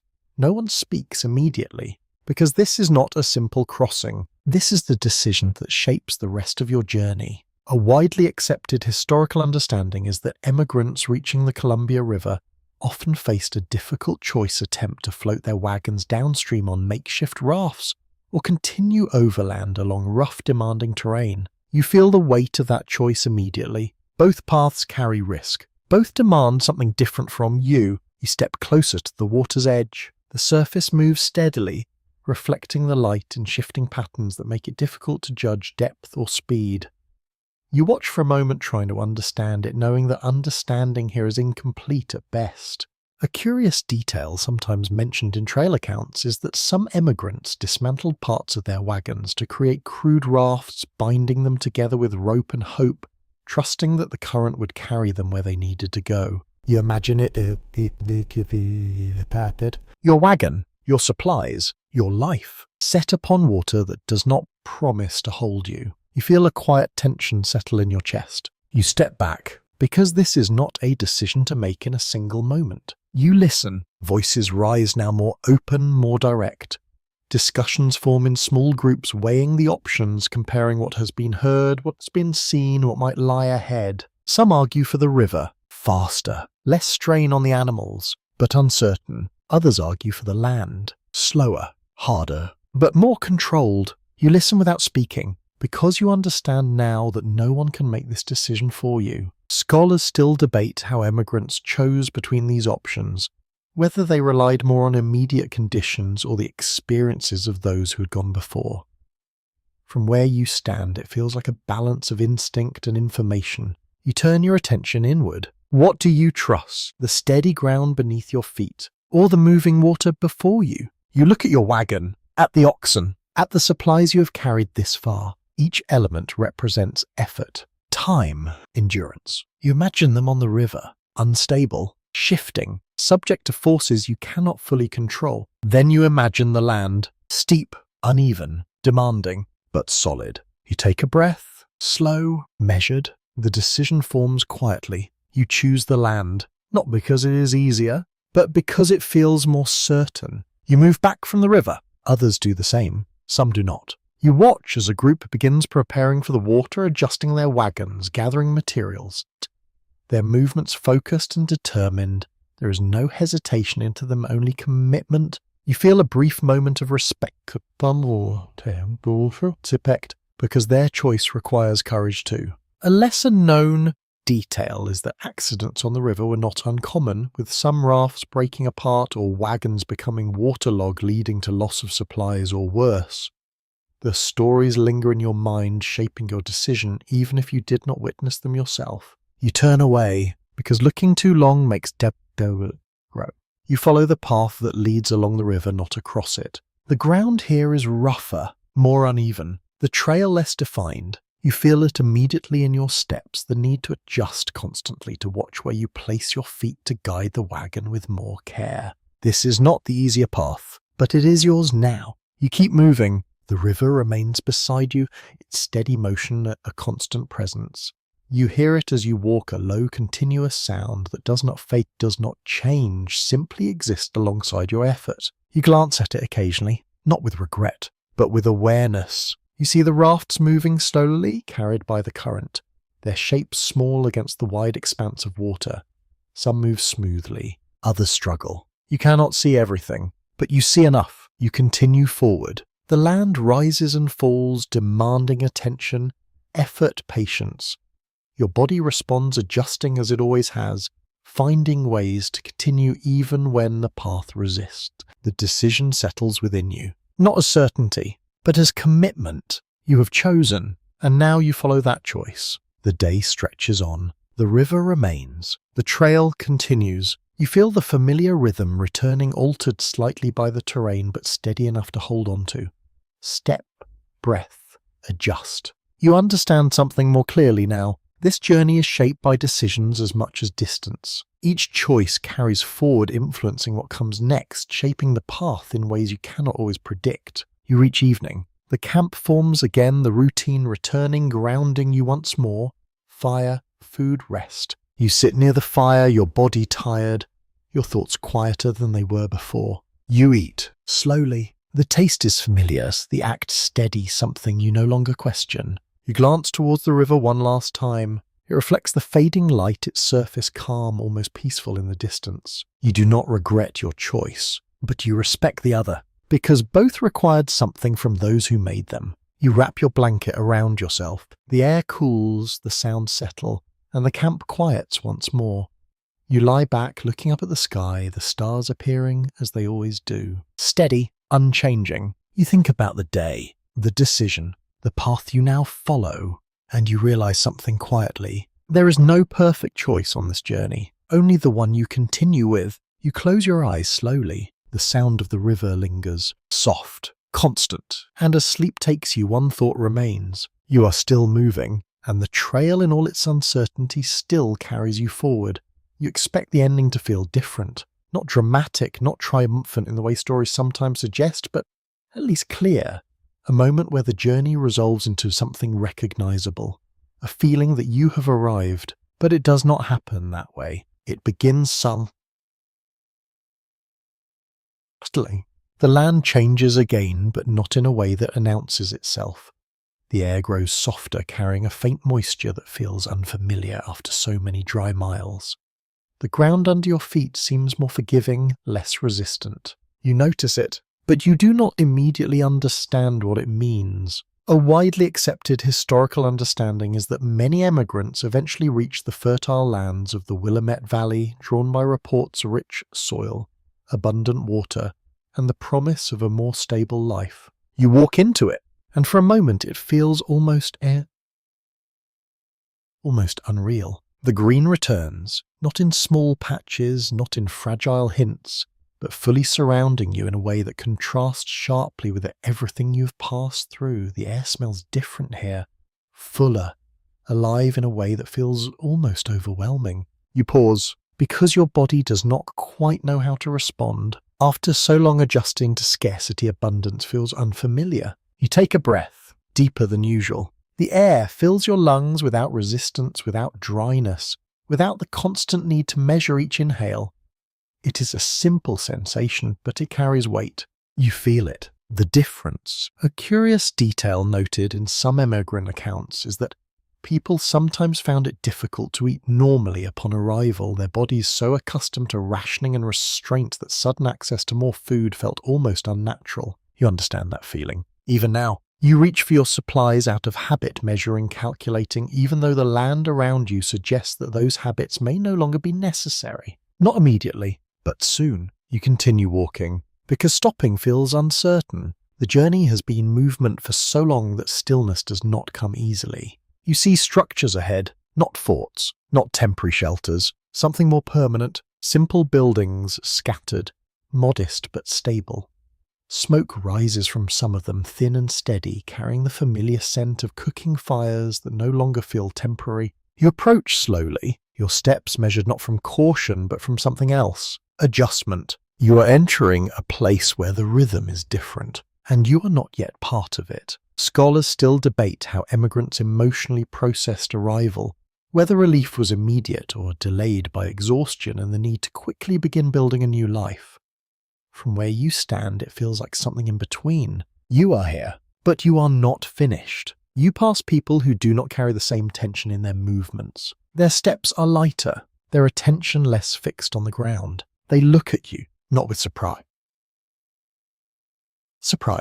but with recognition, because they know where you have come from. You feel it in the way they observe your wagon, your clothing, the subtle signs of distance carried in every detail. You stop near a small clearing. The wagon comes to rest, and for a moment you do nothing. Just stand, because this is what you thought you were moving toward. And now that you are here, it feels quieter than expected. A lesser-known detail is that many immigrants arrived with less than they had planned. Their supplies reduced, their animals weakened, their expectations reshaped by the journey itself. You see that reflected around you, in your wagon, in your body, in your thoughts. You are thinner, stronger in some ways, more cautious, more aware. You take a step forward, then another. The ground does not resist. It supports. You notice that immediately. The absence of struggle feels almost strange. You look around. The land stretches out not endlessly now, but with purpose. Trees, water, space that feels usable, not just passable. You understand why people came here. You understand it deeply. And yet, there is no sudden release of everything you carried. No moment where the weight simply falls away. Because the weight has changed. It has settled into you. You walk a little further, observing, listening. The sounds are different here. Not the constant creak of wheels, not the steady movement of animals, but something softer, more varied, more rooted. You feel it, the shift, but you do not fully belong to it yet. Not today, maybe not tomorrow, because arrival is not the same as completion. You sit for a moment, on the edge of the wagon. Your legs still carry the memory of walking, the subtle tension that does not disappear simply because you have stopped. Your body remains in motion, even in stillness. You take a breath, then another. Slower now. Deeper. You look back, not physically, but in your mind. The trail stretches behind you not as a single image, but as a series of moments. Heat, dust, water, illness, decisions, small acts repeated again and again. You've carried all of it, and you have arrived, but not in the way you imagined. You stand again, because standing still for too long feels unfamiliar. You move, not out of necessity, but out of habit. You begin to understand something quietly. The journey does not end here. It changes. The demands will be different. The challenge is new, but the effort remains. You wrap your blanket around yourself as evening approaches. Even here, the day transitions, the light softens, the air cools. You lie back looking up at the sky, the stars appearing once more. They are the same, as they have always been, unchanged by your movement, unchanged by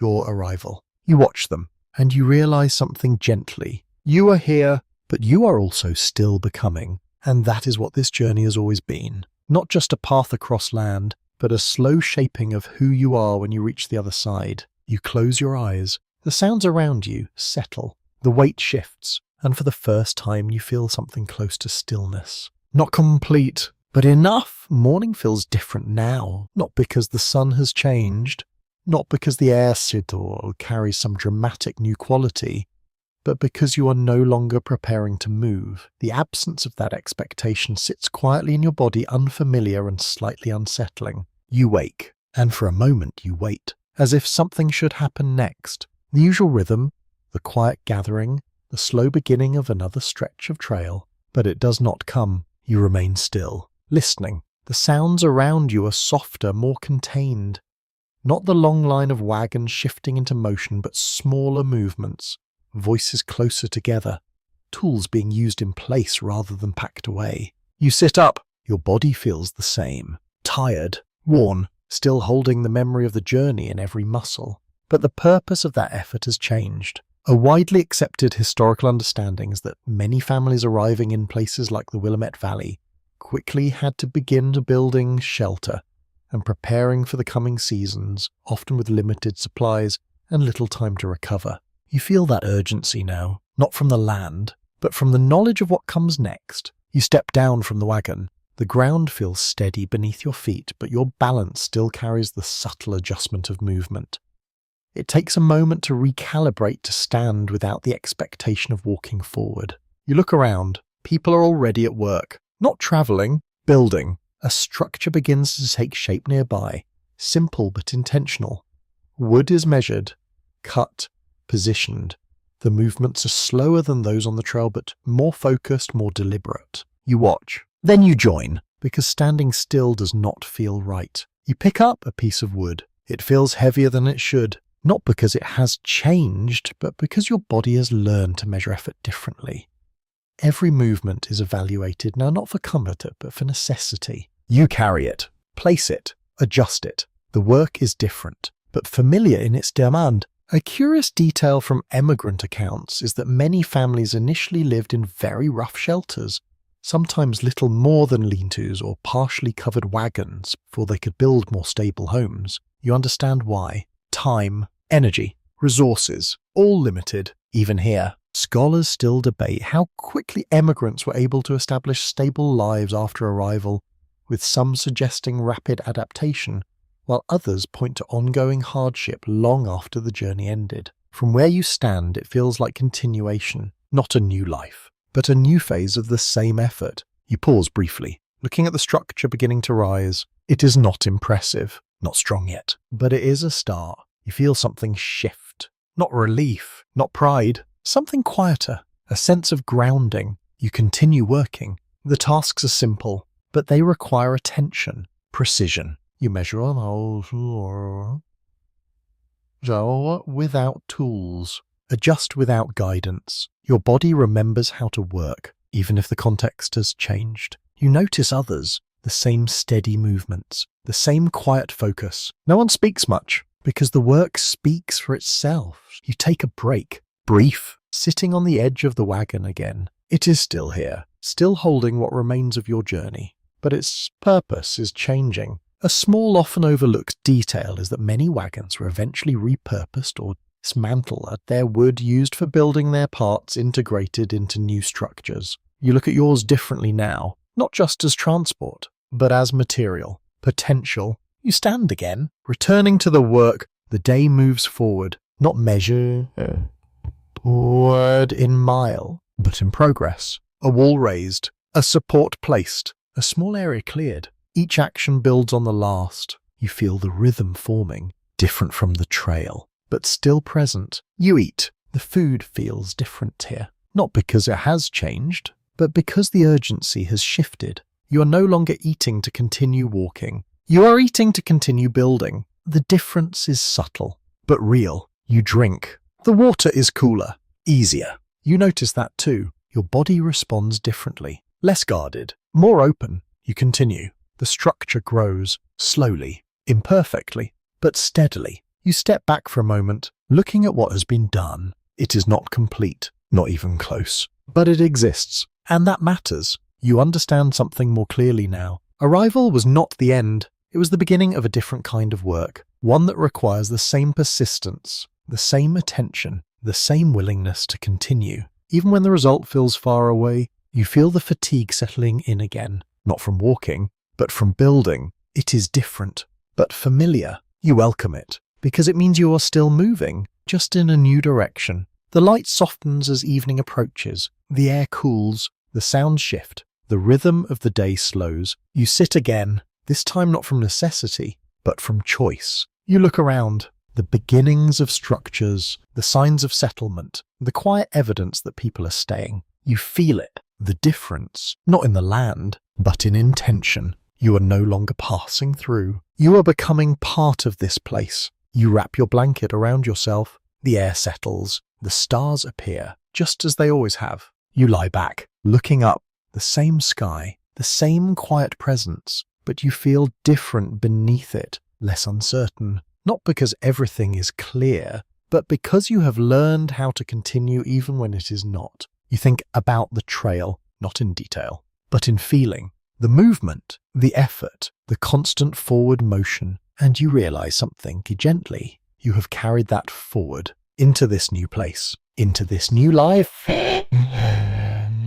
You close your eyes, the sounds settle, the weight shifts, and sleep begins to take you. One thought remains. You are still building, and that too is survival.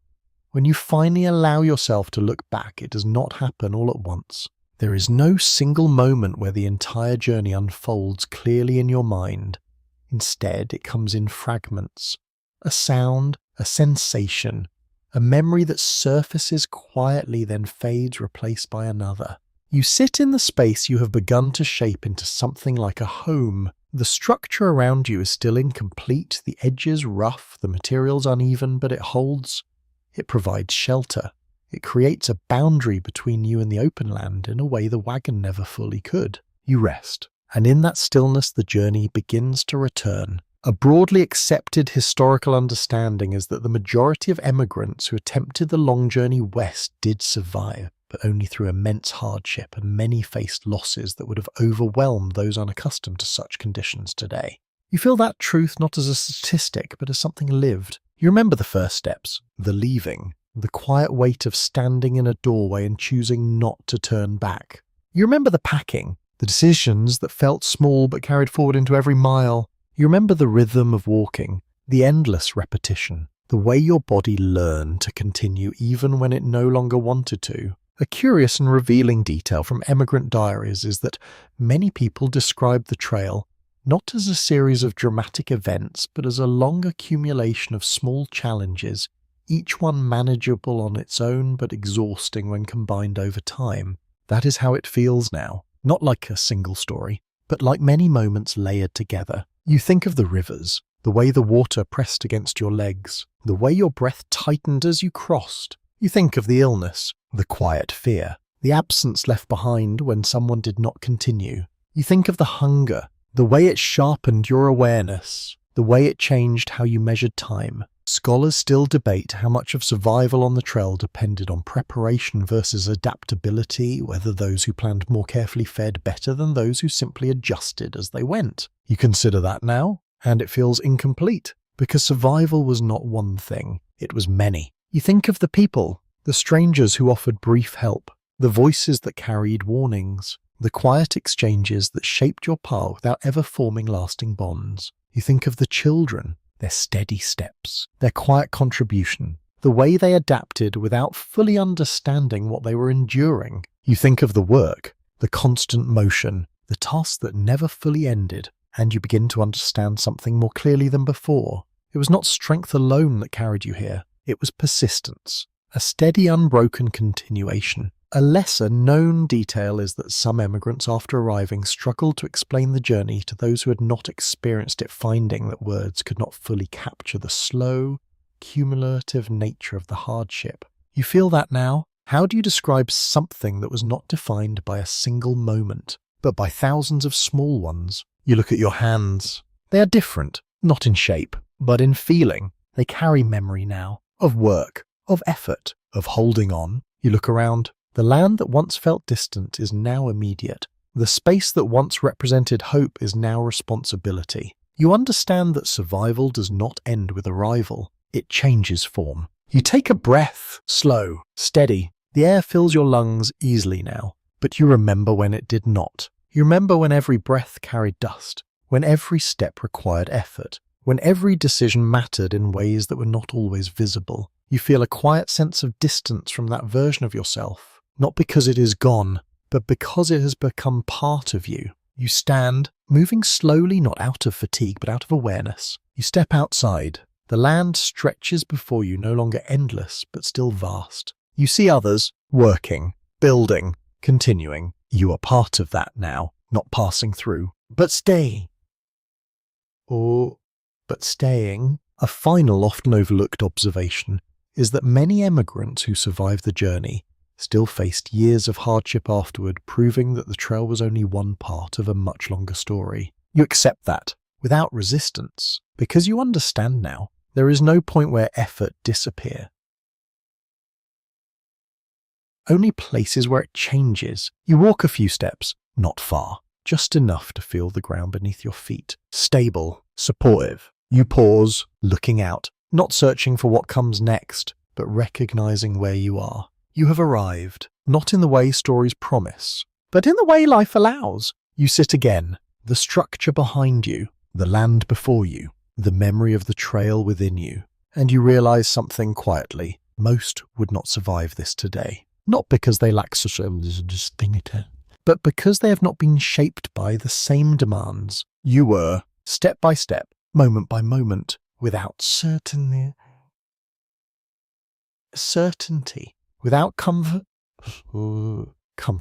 just continuation. You close your eyes and the journey settles, not as something finished, but as something carried forward, slowly, quietly, enduring. The night comes gently, the air cools, the sounds soften, and as you rest, the final edges of the day fade into something calmer, something slower. You breathe and let it go. The land holds you well. The work continues tomorrow, but for this moment, you are still, and that's enough. You feel the quiet deepen, the kind that does not demand your attention but gently invites it to soften.